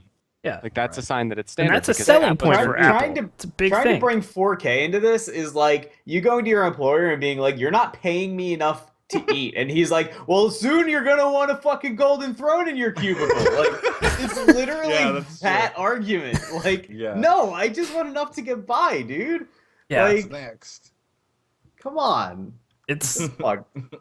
I love this. Call of Duty sells consoles, even though art-wise, it's not exactly like Call of Duty to Crytek's games. One sells a metric shit ton, the other doesn't. Well, Crytek's not out to make Call of Duty. No. Like, this isn't even the same thing. Crytek's out to create demos so people license their engine. Yeah. And, it's kind of driving them out of business, but that's what they're doing. So, like, I mean, they're not the same. Like, you work in this industry, bro. You developed Far Cry 4. Can I read you the top comment? Right? Okay, sorry, go ahead, Brandon, and then I'll read you the top comment. No, I was just going to say, like, his comment is not wrong. In the sense that it should be about the experience. You shouldn't care about arbitrary things that get in the way of, is this game a good experience? Like, do I have fun playing it? Do I think people will enjoy what we're producing? Mm-hmm. But you've sort of gotten yourself into this debate about graphics because of the way that you've responded to it. It's like, there's a sane way to respond to that, which is, well, we decided, like, we'll have finite resources, and this is what we felt had a good experience, and we wanted to put effort into other things. That is okay. But saying that, like, I don't see what the big deal is, that's not okay. Like, clearly it's a big deal because people care about it.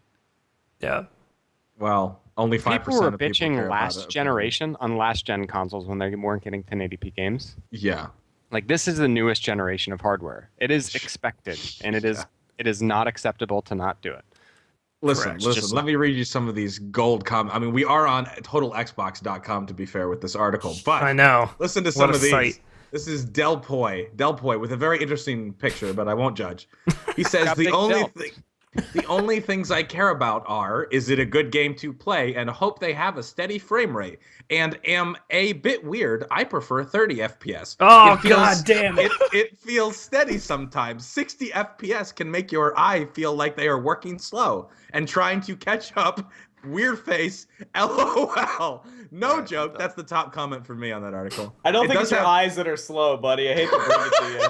It has minus 620 points. So people did get pretty upset. And then Hurd said, a game can look like $1 million. If it plays like shit, I don't want it. I mean, I don't think that's the argument either. And one more from Ghosty05. Classic Ghosty.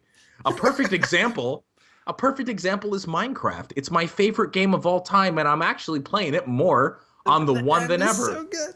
Millions of users cannot be wrong. Okay. I don't even. How are these even? What does that have to do with anything? The internet. I fucking can't. You're on the internet, you guys. Welcome. Oh, the one below it. The number of peas in a game is not something that concerns me. Literally, he spells out peas, like the vegetable. You're right.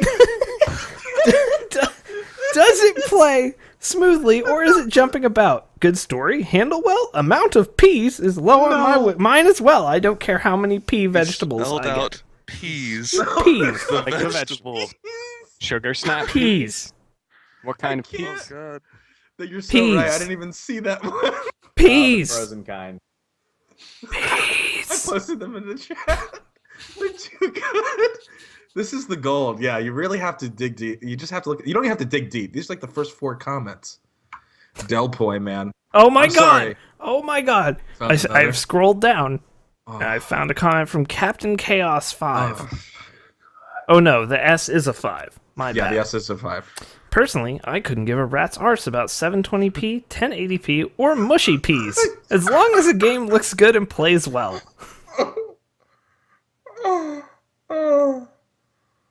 This is why this is a problem.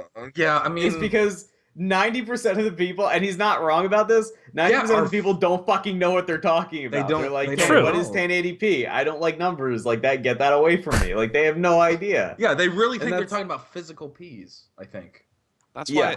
why like it's just so frustrating because there is an answer here that is like, you know, a lot of our customers don't necessarily notice this stuff. We notice it, Idiots. but you know, like here we're targeting this resolution and this frame rate for the people that do care. Here is why we're doing it, you know, like with the hardware, whatever, there's with the just time so many constraints. better ways to do We it. were only like, this was our target because we're launching on these platforms, and you know we have all of these other goals and things that we want to do.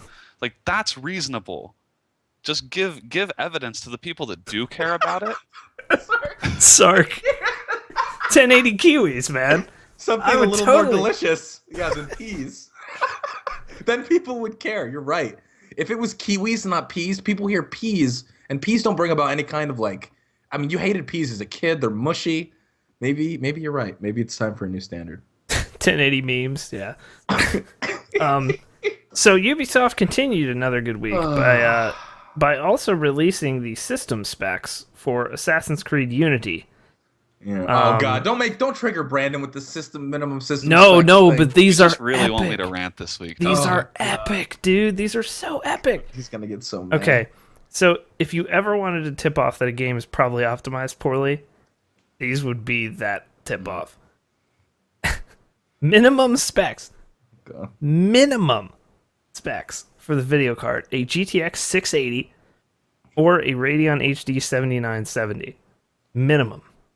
2 gigs of VRAM. Like, that's minimum. clearly not true. No, That's clear. it's definitely not true. I know. No, I know that I'm saying I believe that they posted it. I'm saying that it is The triggers. verifiably false. It is demonstrably false that this game will not run on a PC that is lower specs I hope than what are described here. So- I will bet many thousands of dollars that I'm correct. This is not the minimum specs, and this is why it is so stupid that this is even a topic of No. conversation. The recommended What is specs. the minimum CPU, and what is the recommended? Yeah. The the minimum is a 2500K and a 680. Okay. You're telling me that my PC is just above min spec for this game? No, it's clearly not. Oh my God. The recommended It specs. won't run on a 670?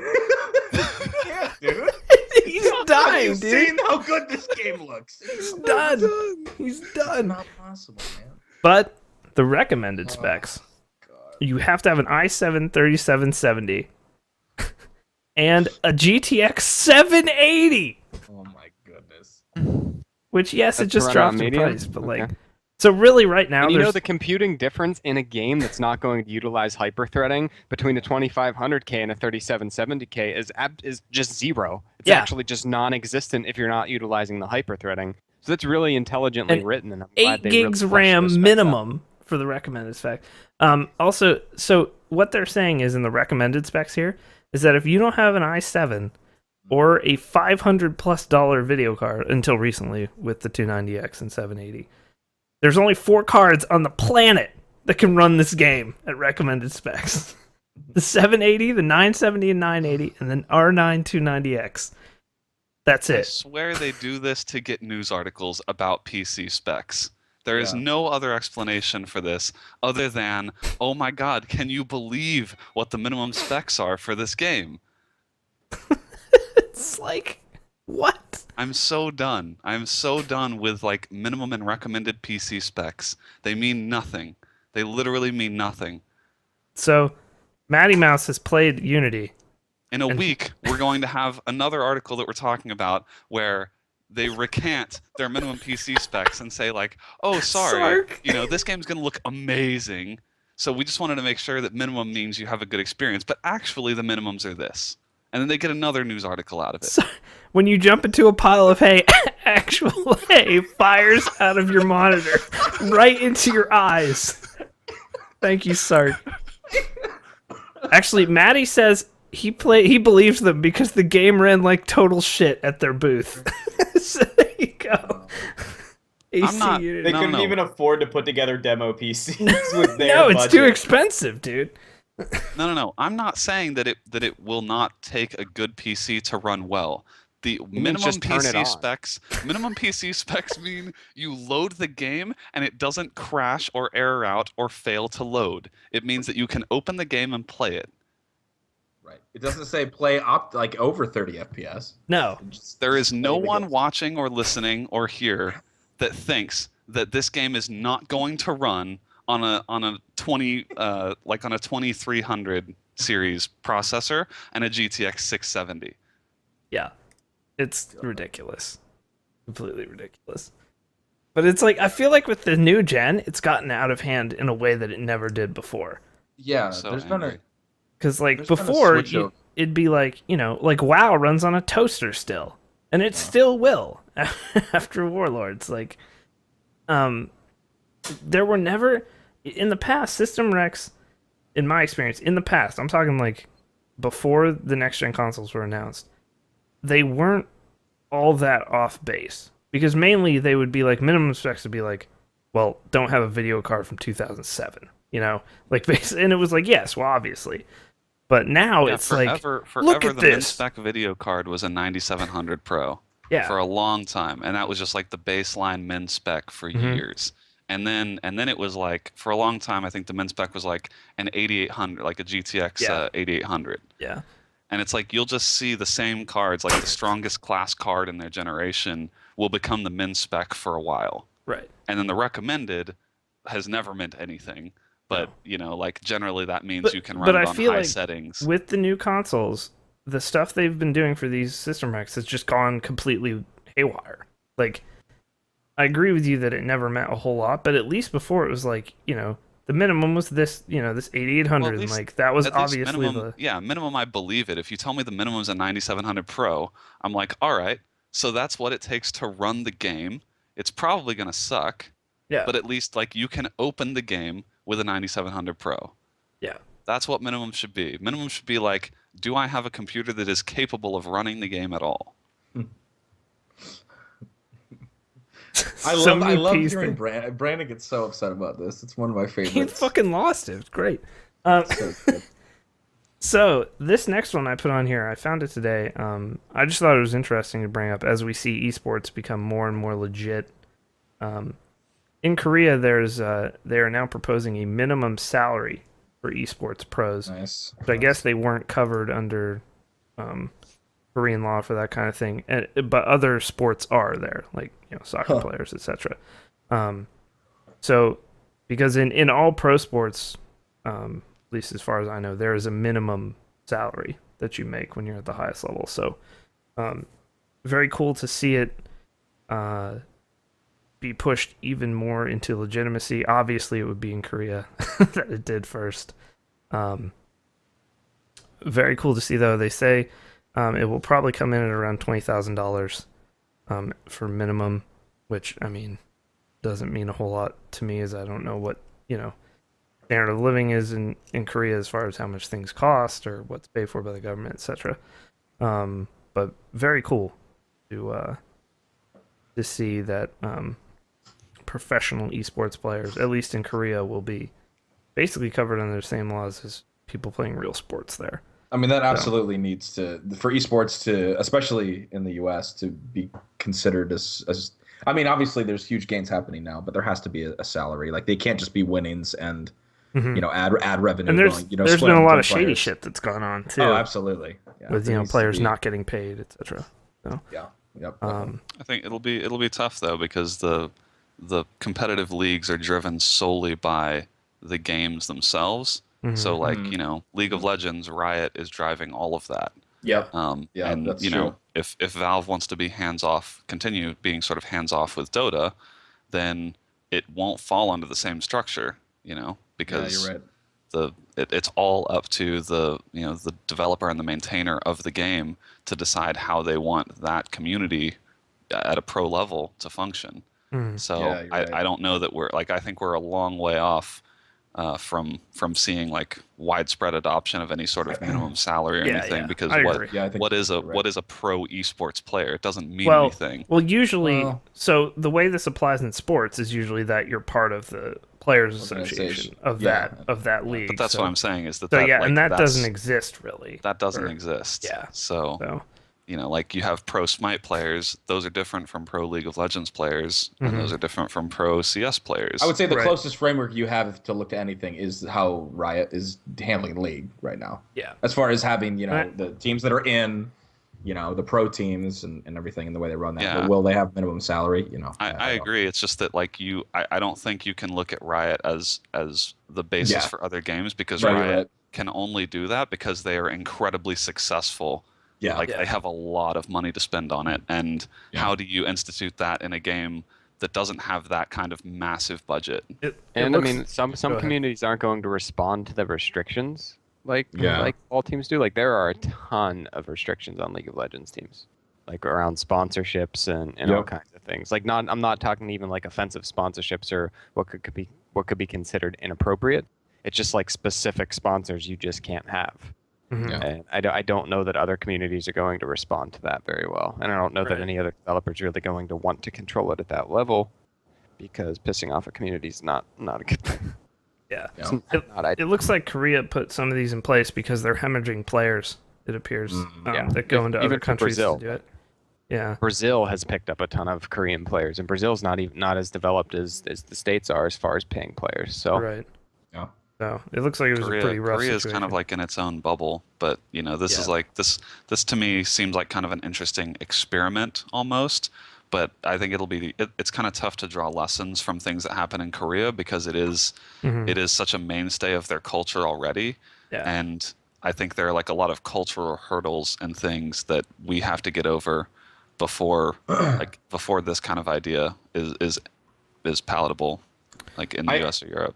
I agree. Someone in chat talked about like league players and other pros who also, who obviously if they have their expenses taken care of during the year, but they also stream on Twitch and do other things like that. Like obviously they're making a good living, a lot of them, doing that as well. So you might not. Maybe you don't even need. I guess like you said, Brandon, it will depend on the game and the community. And it's like, and there are so many different games that are competitive. But if you look at the top, I mean, Counter-Strike, Go, Dota, League. I mean, those are really the three top. What am I missing? StarCraft as well. StarCraft's huge still. This is huge. But there's really 4 or 5 kind of mainstays, I would say, right now. Yeah. And then a whole bunch of other smaller ones underneath. So I don't know. I mean, that's what happened. That's what the CGS tried to do when DirecTV did their whole thing. They had they had salaries and everything, and it just was too early. And no one gave a shit about watching on cable before Twitch. So I don't know. I think you're right, Brandon. It's a long ways away, but a guy can dream. So Well, and I'm not even like, not to belabor the discussion, but I'm not even sure this is like a good idea. This Yeah. is like, it sort of gains legitimacy if you're setting a minimum salary, but like a lot of those players, maybe they don't deserve the same salary as other players. It's like you get into stuff that like real sports deal with, but there's sort of like a long history there, and Yeah, a lot that's of true. stuff, a lot of infrastructure built up around that. And I just don't think esports is there yet. League of Legends is like maybe getting close, but League of Legends is only getting close for League of Legends, not for Yeah. anything else. yeah. You're right. So new releases this week. Course tomorrow, actually, according to Steam, Call of Duty Advanced Warfare releases in about 10 minutes here. Already out in some parts of the world. Exciting. Nice. $60 as a season pass. Apparently, Zombies is locked behind a paywall in DLC. That's cool. That's Wow. real cool. I know. That's Did- bullshit. They should never have given that away for free anyway. So I'm glad. I'm really happy about that. Depth also comes out tomorrow. That game is fun. Yeah, it was in a little beta phase, I believe. You pre-ordered it, Yeah. or you get keys. But Depth was a game, we've talked about this in the last few weeks, actually, as news of it coming back came around. We had the developer for Depth on 3 years ago on the podcast. I think that Yeah, might I know have changed hands or something. Like I think it's I wouldn't maybe get- different They can change people now. publishers. I think it might be the same I developer. believe that Alex the guy who we interviewed, I believe I messaged him on Skype like months after that, and he was like, "Yeah, I'm not really working on it anymore. It's kind of on hiatus," and that was in like 2012, and then we didn't hear anything about it. So Well, he's on Skype right now. Why don't you just ping him? Just drag him into the call. I can say it's another one of those asymmetrical. It's another one of those asymmetrical multiplayer games, and you're gonna need a group to play. But if you can just get 6 people and then randomly assign who is the humans and who is the sharks, it's super fun. It's really ridiculous, and you just like when you're a shark, you're just like messing with your friends. You're just like, oh, I'm coming for you. I'm coming for you. And when you're a human, it's actually kind of scary. Like it takes on some horror elements because it is brutal when you get eaten, and when sharks are near you, you can only tell because your heartbeat starts. You can hear the character's heartbeat just beating faster and faster to let you know there's a shark around. It's awesome. It's really fun. Yeah, I gotta try that. Looks really fun. I might jump on that. Tuesday, the greatest game ever made releases. Binding of Isaac Rebirth comes out Tuesday. Yeah, I'm gonna visually. How much of an update is it from? It's not. It's actually a downgrade, if anything. Oh, is it? Okay, but it's not in on Flash SNES anymore? graphics now. But it's full screen now. Okay. As far as on widescreen monitors and things. The original Isaac was built in Flash, so I mean, yeah, it is what it is with that. And there's a lot of glitches and stuff in it for that reason. But yeah, Binding of Isaac Rebirth. It's $10 if you own the original, $15 if you don't. Although if you don't own a copy of Binding of Isaac by some random chance, even if you haven't played it, I don't know what to tell you. I've seen it live, Jimmy. I would say it's a visual change, not an upgrade or downgrade, because it's going to be 16-bit graphics. Like they did it in SNES style. But goddamn, you can play it in full 1080p. Ubisoft. Yeah, you can play Isaac in full 1080p, 60 FPS. To tell you that you don't need that, Dan. You don't need it. No, I don't need it. But yeah, it'll go full screen. It's got all the fancy graphics options, controller support right out of the box. That'll be the next thing. So. Ubisoft will take away the full screen feature on consoles. It'll be like in a window. They'll be like, "Listen, we've done the research, and no one gives a shit about playing the game on full screen." Okay. And then there'll be people defending it in the comments, like, "Yeah, dude, like I always run it in a window because I'm watching TV on my Xbox at the same time anyway. So who cares?" Oh, you can make it look like the Flash version. Apparently, that's sweet. Some of the sounds in Rebirth are Blah's not gonna like it. He just can't handle some of the noises. In game is fucking gross. I make no apologies. I'm sorry. It's just. It disgusting. is just it's poopy. Like the game just sounds like a bathroom. It's uncomfortable. I'm uncomfortable playing that game. I'm not. God, I'm gonna play the shit out of that thing. We're doing a big old launch for that, where we're gonna have a multi-stream going with several people playing the game at once, basically talking about the game, what we've unlocked, and that kind of thing. At least it's gonna be me, Hex, and at least one other person. Hopefully, Nikon can hop on as well. He's a big fan of that game too. So, but that comes out Tuesday. Friday, I wanted to highlight these two games because they looked interesting, even though I don't really like to do early access on this very often. But Onikira is like a 2D beat 'em up, but it's like highly stylized looking. It looks cool as shit. It looks like a 2D Devil May Cry type game. It looks very cool. So that releases on Friday into early access. So it won't be a finished game. Also, the game Dragon, which we got early codes for, where you play as a dragon. That's it. It's like literally it. But like, what are you doing as a dragon? You're attacking castles and things, trying to take out peasants. So you play as a dragon. It's also early access, but it comes out Friday. So we'll have to check that out on stream sometime. So I can't handle this fucking. My eyes caught the fucking Katie Zen branding cartoon with Annie on it. I just fucking can't handle it. Is this available on Imager right now anywhere? I think it is, yes. Okay. We'll be taking a quick 2-minute commercial break here, guys, and then we'll be back with the viewer questions. All right, I'm just Guyozing it. Oh, wait. The oh, wait part where Brandon just like totally loses it. He gets the face at just the right time, and that's great. The basketball background is just so killer. Yeah, it's just so good on so many levels. I just linked it. Oh no, he made a new one? Yeah, you Did can he? post it, Katie Zen. You made one during this podcast. Oh my goodness.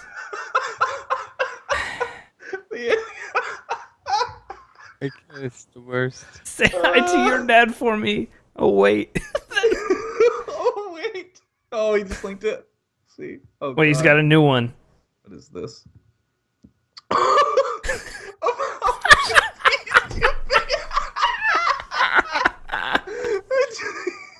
Jesus Christ.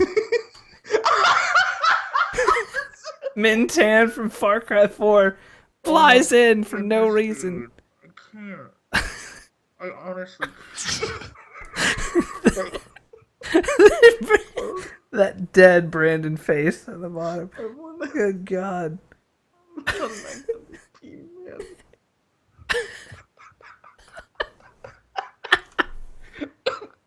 Oh. It hurts. Call of Duty Advanced Warfare. Just red anger and The rage. zoom in right there. Oh, favoriting that one. Mintan, sacrifice me to Katie's end, please. Oh, God. Oh, goodness. Make that a Twitch global emote, the whole comic. I think that might be a little difficult. Oh, man. I'm typing this from the afterlife. That was hilarious. All right, we are back. Viewer questions. First question comes from Cyberwaste, who is currently waiting. Well, he's probably in the air now, but he was waiting in an airport. And we haven't had this question ever. I'm saying this question from Sydney Airport on the way home from PAX. What's the best way to kill time in between flights? Oh, in between. He says in between. I thought he said Yeah. on flight. So I didn't If see the airport has Wi-Fi, it's clear you play Hearthstone on your iPad. Kill It's not- people. Like, see how many people you can, like, just, Wow. like, cover their mouth and pull them into the bathroom. And, Jesus Christ! Okay, we do not This endorse got it. If there real is dark. anybody listening. I mean, listen. in, like, a video It's a game very dark Oh, place. like There you Hatred go. Okay. on your Oh, PSP. Like hatred. Hatred coming soon to PSP Oh, and please Nokia no. N-Gage. Actually, that would make more sense for a shooter like that. Actually, to be on one of To be the on a smaller shit states. system? Yeah. Yes, a shit system. Time to. I don't know. That's a hard. Really depends on the airport. I It's always want to really sleep, dependent. but then I'm like, if I sleep, I will miss my flight. That's No, what. yeah. Yeah. No, So sleeping is the wrong answer Yeah, because no. like that That's can happen. Hearthstone on your iPad, dude. that is all- I like to pick something I can grind out. Like, one thing I like to do is, like, work on my bot, on my chat bot, and whenever I need to make changes to him, it's like some kind of, like, long, like, his whole job is listing information, so it's like I need to add, like, a whole bunch of new items from Risk of Rain to him. So I do that while I'm waiting because that's going to take long and it's going to pass the time, and I don't want to do it really ever when I have free time. So might as well because it doesn't require an internet connection. I think it's a good idea. I would say, chat, you're coming up with a lot of really bad things to do. I do like this one from Trip Dimension. Press F to cover mouth and drag into bathroom and murder. Immediately after that, watch porn with your speakers full blast. Put I mean, my headphones in favorite- part way. My favorite thing to do is put myself strategically, depending on what gate I'm at or if I'm walking around. I'll even sit at gates that I shouldn't even be at because my flight's like in 3 hours. And I'll just try to find people that look like they're going to be interesting and just listen to conversations and just people watch. And the airport is a great place to find just You do really do that. interesting people. I'll never know. forget I go to the, Carl's Jr. If there's a Carl's Jr., that's a great way to waste your time because it's Carl's fucking Jr. delicious. It's Do you guys so not have Carl's Jr. where you guys are or no? No. Oh, okay. I didn't know that. I think that's good advice in general. Just like if it's an airport you haven't been to or something, and you have some Check time to it kill, out, man. scout around, and maybe grab a cup of coffee or find something to eat, or like whenever we fly out of SFO on check Virgin, out there's a the pink men's ferry. bathroom scene. Yeah. Always check that out. But it's like normal stuff you do to kill time. Read a book, or if they have Wi-Fi, like the answer's pretty clear. Do whatever you do the other 20 hours of the day. sit at a gate at the perfect angle so as people disembark, they can see your balls up your pant legs. Sage advice from Sark. Jesus Christ.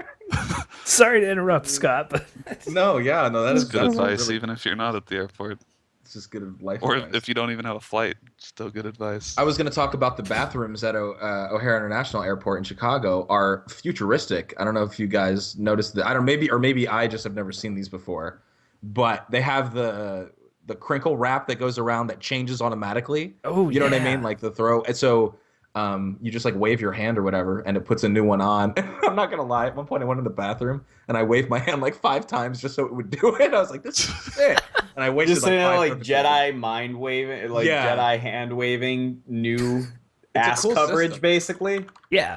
You're And a lot of- literally Jedi hand waving a butt condom. Yeah, exactly. I just think it's cool that it automatically gets rid of the old one and puts the new one on with the system. It's pretty neat. So that wasted about 5 minutes of my 3-hour layover doing that. So a lot of it's just piecing it together, making little adventures here and there. And then I went and I got a bagel, and that was 10 more minutes. And then I looked at my phone, and that was like 5 minutes. I will never So- forget 2013 PAX Prime. Was it 2013? 2012. Either one. Scott had missed his flight Oh God, yeah. because they got like pulled over or something, and then got to the airport. They got their shit, and then you sat in a McDonald's and you live tweeted Yeah, this woman and her daughter So- like eating chicken nuggets, and I was dying. yeah. I was dying. We had like we were 10 hours. It was like 10 hours till the flight, and we weren't going to go back home because it's like a trek to get to LAX anyway. So, yeah. And it was actually, when you start examining and looking at it from a certain perspective, even eating chicken nuggets, like a woman eating chicken nuggets, can be fascinating. So it's all in your perspective, to be honest. If you really think about it. There was a lot of crazy things happened. Overhearing conversations. It's pretty nuts. The threshold for finding something interesting is directly related to how long your layover is. Yeah. That's true. That's very true. A couple more pieces of advice from chat here. Squat over the bathroom sink and shave the coin purse. I mean, are we trying to get arrested? Or Thank you, Spezzer. Sark with more advice. Drink tons of lattes and eat as much trail mix as possible so you fart black peanut fumes on the flight. Oh man. I just... yeah. It's very There's- clear many of you have never been in an airport.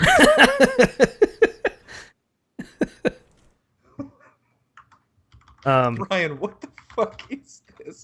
Brian Koala just came in It's chat. so good. Posted- What is this? I don't know. This Apparently, is... he Please got a help me. message. I'm stuck in a computer file. In Robert Bowling's computer. I am in a notepad file. Okay. I mean, Do you want me to read the rest of it? Yeah, go ahead if you can. I am in Robert Bowling's advanacted warfare wish list, please. Come help save me, Scotch Plesh. You must reach 10th prestige to save Squareface. Square feces is how it's typed, though. I don't think he made that on purpose. Holy shit. Anyway, Oh, Robert God. Bowling doesn't even work on Call of Duty anymore. No, I don't know. He What hasn't this is for very like 4 years. confusing. Oh, next question. Joe S. writes, I just want to apply to write articles for the KBMOD website. I'm sure there are other few writers like me who'd be interested in contribute. Send me an email with an article, dude. Write it and email it, and then we'll post it if it's not Yeah. shit. Yeah, if it's not utter shit, I might post it. So there you go. Which means that we don't post most of what you send us. Yeah. No, that's actually true.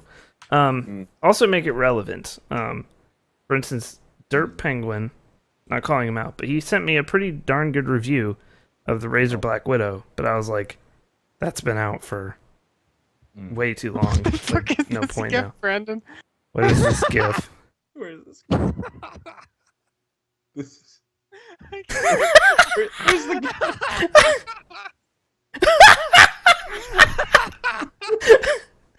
So you That's what can't I've been see laughing this, about for the past, audio like, people, minute. but it is a GIF of one of the movable toilet seat protectors.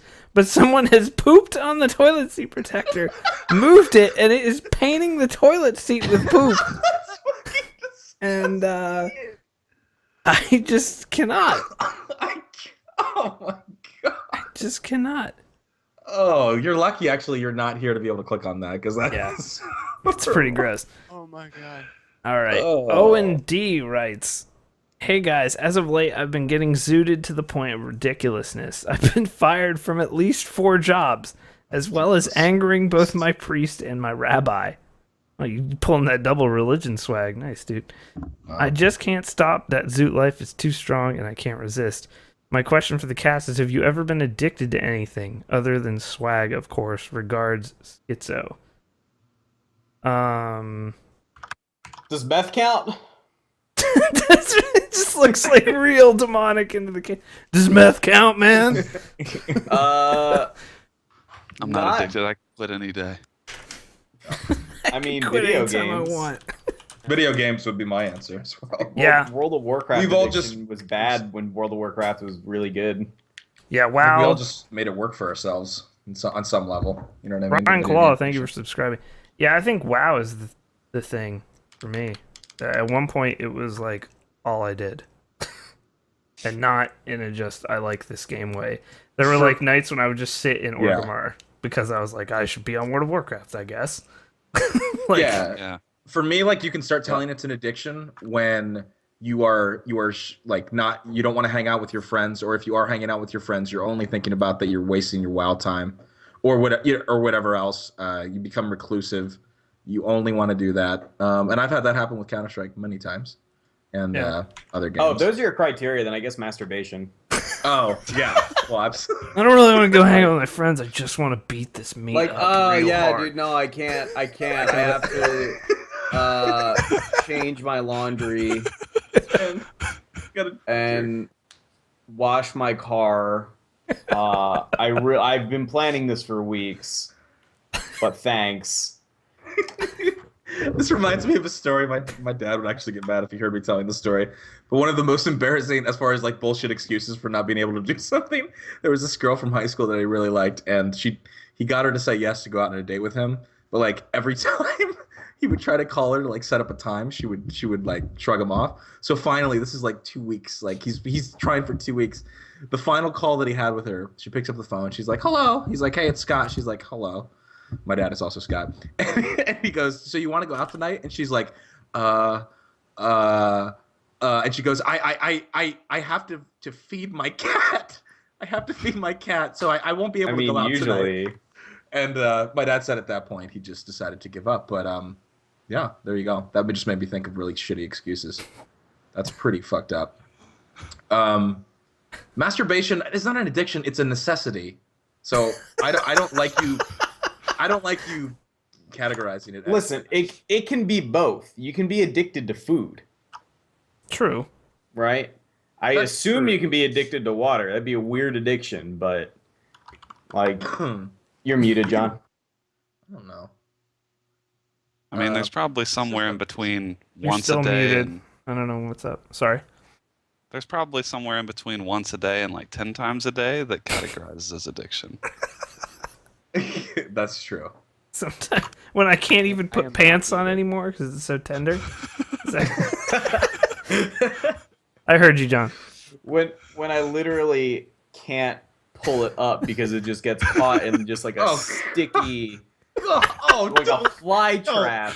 No, like, not like that my image. thighs, like No. my thighs are 2 hairy fly No. traps, No. and I just can't get them past. God. Do not say hairy fly trap. Oh my god. God.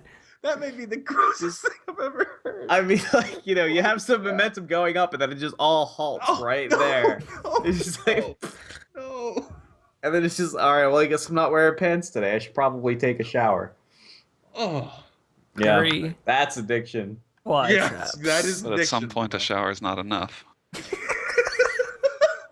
I need someone to You're pressure literally- wash you're actually, my inner no, you're actually thighs. having to. It's hardened to the point that you're actually cutting it out with like industrial scissors. it's that matted. You're like looking up the like the online directions of how to remove crazy glue. I'm like, I wonder if this will work. Oh my goodness, that is so foul. Oh, What were you saying, John? I think you're back. oh. Oh, nothing. There you go. Okay, you're It good. was already covered. We're good. It is God. covered in a lot of stuff, apparently. Ugh. Damn. My only one is video games. There Yeah. have definitely been points in my life where I've, you wanna Fucking like poop cancel gif. plans, or you tell your friends, you can't do something because you're raiding or whatever. Yeah. Who put the poop gif in the document? Oh God! Good thing I don't have the document open Who right now. put the poop gif in here? It's the best. I didn't do it, but it was in there. Blah's dick looks like a seagull trapped in an oil spill. Sorry, Oh, wait a minute. Sark, you should have just been on the cast tonight. Um, What? Why is my jizz black? why not? It's brown sticky pee. Reflects the color of your heart. So. My addiction is pooping on rotating toilets. I call myself the Smear Lord. Good God. Chat, please, Chat too good right now. please. Ugh. All right, last question. Wow. Etchy Sketch writes, when I told my dad that I wanted to go to GameStop to pick up the new Call of Duty Advanced Warfare TM, he told me that I was a sad sheeple who would gargle down anything Call of Duty just because of the title. I'm not letting you buy that shit, you basic scrub lord. Your dad is awesome. That goes hard. I cried in my room for 3 hours and 13 minutes. That's a very exact time. Anyways, what do you think is the next twist that the franchise is going to have to take to try and hold an audience and continue to sell next year? More futuristic or throwback to World War II stuff? First of all, let me say there's an article this week where there was a forecast on the sales of this that it will be 40% less than Ghosts. That's Damn, pretty that's big huge. drop if That's if a it huge ends up drop. coming true. I mean, that's just earnings forecast, but Yeah. God, I would love to see a World War II game at this It's point. I feel like it ebbs and like- flows. Like for a long time, that's New all that we and saw jump. was World War Yeah. II style games, and then now it's moved into present day stuff. I feel like maybe I would be happy to see some stuff go back in historical, not even necessarily World War II, but just like other types of combat that is not present day gun shooting. So, excuse, I apparently misspoke. There's 40% fewer pre-orders, not total sales. Okay. Well, that's still. That's still big. significant. Very It's a significant. lot of money. Yeah, I mean, Um, it's they're gonna keep going to the well with this until like we said, we'll have to see what the sales numbers are this year. The game But is once still there's a immensely drastic profitable. change, yeah. Once Yeah, there's you're a right, massive John. I change. mean, it's So still going to make $1 billion or whatever they usually make.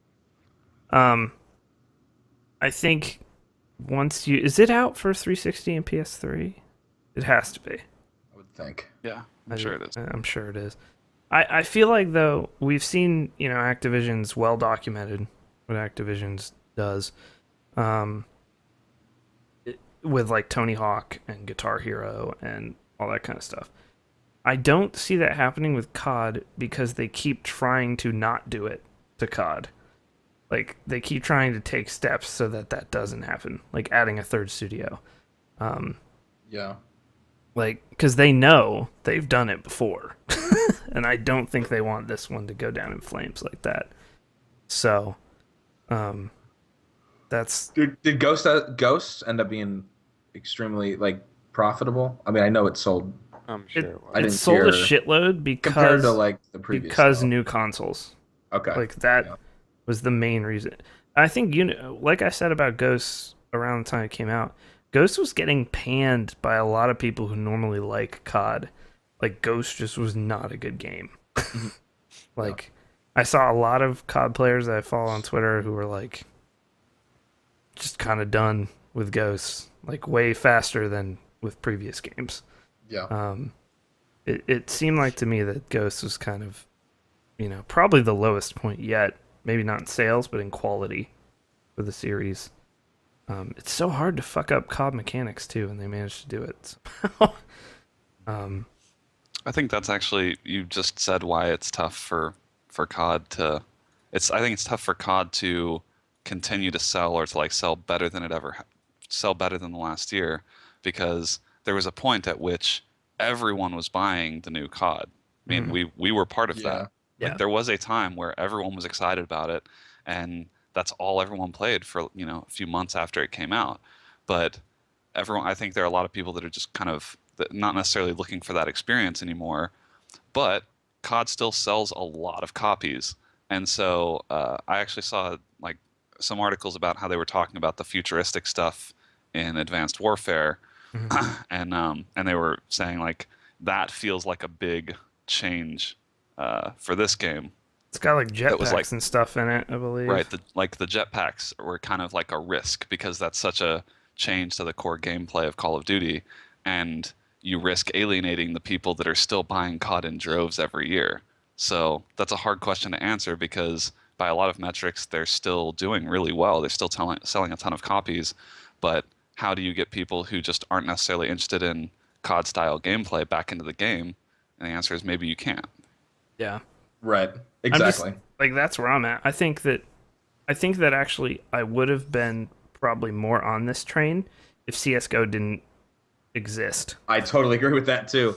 Now that because there was a hole for a while. I mean, obviously Source had been out forever during these last couple of CODs, but now that Go's in the ring with ranked matchmaking and all the bells and whistles that it has, I just have no. I mean, it wasn't even a thought. I just didn't even think about buying it because I know that I would play it for a day and then go back to Counter-Strike. Right, and to me, once I got into BF4, even as broken as it was, I was like, I'll buy premium and I can play this for a couple years, at least. And, yes, it's been a broken mess, but I've got my shooters covered, which in previous years maybe I didn't. Also, last year, Ghost was such a disaster for me that it was like I was essentially done once that game was so bad.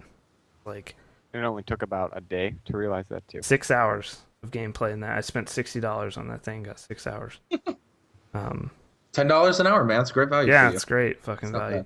But I have BF4 and I still play COD 4 and I still, I have CS:GO, and CS:GO is a game where with COD it was just like fun to mindlessly go around and do shit in COD, But with CS:GO, I'm like, it's like a reason to play because I don't want to be shitty at CS:GO, so you're constantly trying to get better. Also, the skill ceiling. I mean, we don't have to talk about that, but Right. as far as the challenge goes, also it can equally be frustrating. But still. I feel like they've made a lot of changes with this iteration. I just don't know that they were the right ones. Yeah. So we'll see. I mean, if people still like it in 2 weeks, I'll buy it. Might buy it beforehand. I think the only thing that can get maybe a lot of people to come back or to maybe find a new audience for Call of Duty would be to do something really drastic, which would be to say like they go to a CS:GO style model where they put out Call of Duty and Call of Duty becomes the game, and they put in like microtransactions and skins and other things, and like they monetize Call of Duty over time, and they put out things you can continue to pay money for to keep the ecosystem going, but they're not actually selling you like a different game every year. Right. But that would be a complete 180 from their current model, and like I wouldn't expect to see that for years until like Call of Duty becomes more or less irrelevant. I really which may not ever wish. happen. I would actually have been pretty interested if they went back to World War II this year. I really would have. I've had enough of laser future shooty men at this point. Like, It's not really that interesting a setting. Like when you try to keep near future has been done more than I think we realize. Like I think it's more done than we think. And that's kind of, I mean, you don't want to just keep hammering the same thing home. Like we had the same exact problem with World War II games a couple years ago. Yes, it'd be cool to see a return at this point. But that's because there are like no World War II games out right now. Yeah, exactly. Like exactly you just got to think about like the context of the time you're in. But also, I think a free to play model COD would do really well. Would possibly even actually be made well because obviously they'd want to launch it like they'd spend like a couple years working on it, rather than just churn it out during this just like mindless cycle that they have going on right now. But yeah, I think that's years and years out, but it might actually be an eventuality for the series, and that would be pretty cool. I think a big factor that we haven't mentioned yet is, well, big factor because it's only going to be on one platform. But anyway, Halo next year. plus the Master Chief Collection, which Yeah. comes out relatively soon. I don't know that they probably knew those were coming, but man, a good Halo and like this redone Halo 2, like Halo was the console shooter until COD sort of took COD that 4. crown a little bit. But like Halo could put a real dent in that market share. I have this whole theory though that people got used to how easy Call of Duty is, and this isn't a stab at Call of Duty players. Just it's so accessible that kids that have come up on Call of Duty, that Halo in and of itself cannot be ever get as back as popular as it was before, because the game will It's too kick your hard. ass. It's too hard.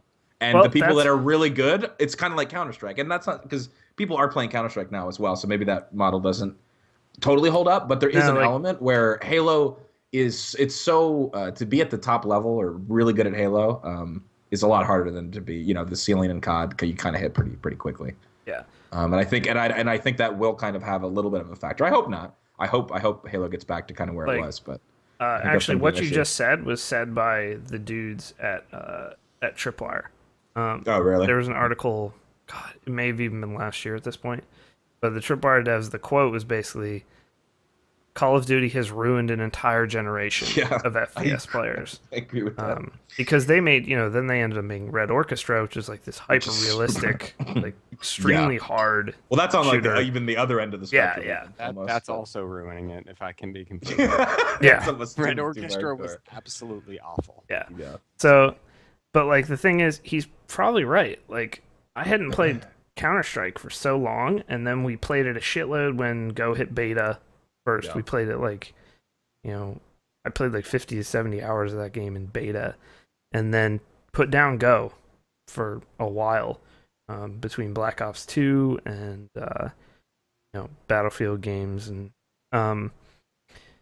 I think it did, because when you first go into CS:GO, if all you've been playing is COD and you try to just shoot, it's Yeah. just like, oh god. Bad time. So I mean, I yeah, think- there's I the think link. I think going back in time is, to me, feels like it could make Call of Duty more fun, because going into a futuristic setting, or like, I guess near future or whatever, wherever they've gone now, it's like near future or far future, things only get easier when it comes to combat. Like, guns would help your aiming. Right. It would have less recoil, and it's like that's not the stuff that's exciting about a first-person shooter, which is why like a lot of World War II games I think are fun, because a lot of those guns did have crazy recoil, and it's like you did have to focus on things that you have to focus on in real life, which is like this gun does not aim well. I think the critical mass of dumb future weapons was that auto pistol in Titanfall. I was just gonna That say was that. like the critical, that. like, Yeah. Perfect. it's underline like you what are Brandon's talking about right you honestly Yeah. put in a fucking pistol in this game that shoots essentially for you and aims That for really you. that really is like the capstone of kind of the absurdity of going with a futuristic thing, is because like that probably will exist in the future, but that's not fun in a game. Yeah. No. Dude, Wild Wild West Call of Duty. You heard it here first, man. Red Dead era. You know what? That's Wild that Wild would be- West. I think I that's would like play that that. could be objectively the right answer. That'd be like, hype who as has, shit, who has dude. done who has done a really good like Wild West type shooter? No one. As far as a shooter, like multiplayer shooter, no, nothing. No. exists. We actually a long time ago on the podcast came up with the idea for a Wild West shooter, and it wouldn't make sense for Call of Duty because Call of Duty's always been about like the soldier and the war. Yeah, it would have and to be a new franchise. There I was don't no think you could- war in the Wild West. That was Yeah. just a time when It was people every were... man for himself. Yeah. Exactly. It would work. It was Cowboys versus Indians. There's only it was- FFA it was mode. wild. Maybe if you were one of the natives. Bible battles. Bible. Yeah, the Bible. I mean, there's great set pieces in wars. It'd be a great campaign at least. I have the Go through Moses his- perk.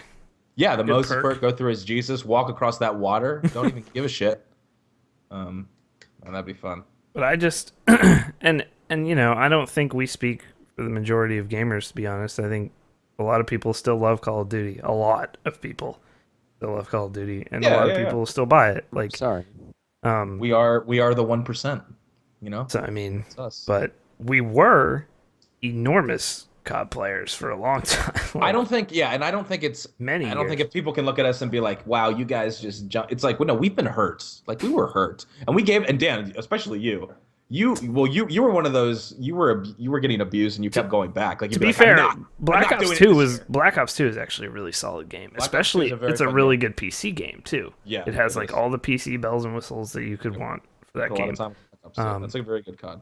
Treyarch like really put their best foot forward in that game, and then Yep. Ghosts. I was like, oh, Ghosts. Oh God. I think Ghosts is the worst COD ever made. At least That's that not I've even played. close. It's not even Yeah. close at all. And But But- Modern Warfare 2 is not a good game. Modern Warfare No, was- do not, Brandon. was Do fine. not. Modern Warfare 2, if you look at the balance, Modern Warfare 2 was everything in the kitchen sink, but it was, goddamn it was fun. There were no dedicated servers in the game. Oh, you're talking about the PC. Oh, okay. yeah, I'm the even, PC I'm even version. talking about the console. Yeah, okay. Okay, well, PC wise, that's a completely irrelevant argument then. I didn't know we were just talking about. I thought we were talking about it as a whole package, not just the PC. Absolutely not. even Modern Warfare 3 was a mess. Was COD still 3. Yeah, pretty. that's true, sir. Modern Warfare 3, yeah, COD 3 was an abomination, but I was wasn't gonna say, COD 3 actually, like, I don't even remember COD 3 Well, being. it was only on one I platform, remember wasn't it? the original, and I remember Call of Duty 2 and Call of Duty 4. I have no recollection. Like, I couldn't even tell you what COD 3 was. Because it was only on like PlayStation 2 or something. Yeah, it was only on PS2. Yeah. Which is weird, but but yeah, I would love to see a real good accessible World War II game come out. Medal of Honor Allied is sold again, please. Yeah, Thank that you. game is Well, so if you remember, like people that were playing Medal of Honor Allied Assault, like a lot of them switched to Call of Duty, to the original Call of Duty, and they were actually like pretty close in gameplay style. yeah. So like the roots are there. It's just I don't know that they'll ever go back to that. Yeah. Mm. So a lot of people are saying we should get fucking Frostbite, a Frostbite engine World War II game. Oh my god, that'd be so epic. That could be great. But you know, give me we'll see. Bad Company 2 Oh, on the game's new so good. Frostbite engine set in World War II. Ooh, You're welcome, E EA. I'm coming. I'm coming. Bad Company 2 is such a good Is it- game. Look, Battlefield 4 may have been a broken mess, but goddamn did it look good. The Frostbite, yeah. Only 90s kids will remember Homefront. You're bringing Homefront in this discussion right now. Homefront wasn't a bad game, though. You're right. I didn't dislike it too much. I thought it was Yeah. fine. But that is it, guys. For episode 164 of the KBMOD podcast. Poop gifts. Poop GIF edition. It's a great gift. It's the best. I keep looking at it and I'm like, that is so fucking gross. That dude's turd is mad malleable. Anyway, Just can't look away, though. make sure you check us out on Twitter at KBMOD Gaming, Facebook.com/KBMOD, and YouTube.com/KBMOD Gaming. You can follow all of us on Twitter. You can see our handles on the screen at Volition, at KBMOD John, at Blacklite Attack, at APL Fisher. I'm Dan at Infinite Sad. And yeah, we'll see you guys next week. Same time, same place. Later, guys. Farewell. See ya. Bye. Bye. Yeah. Yeah.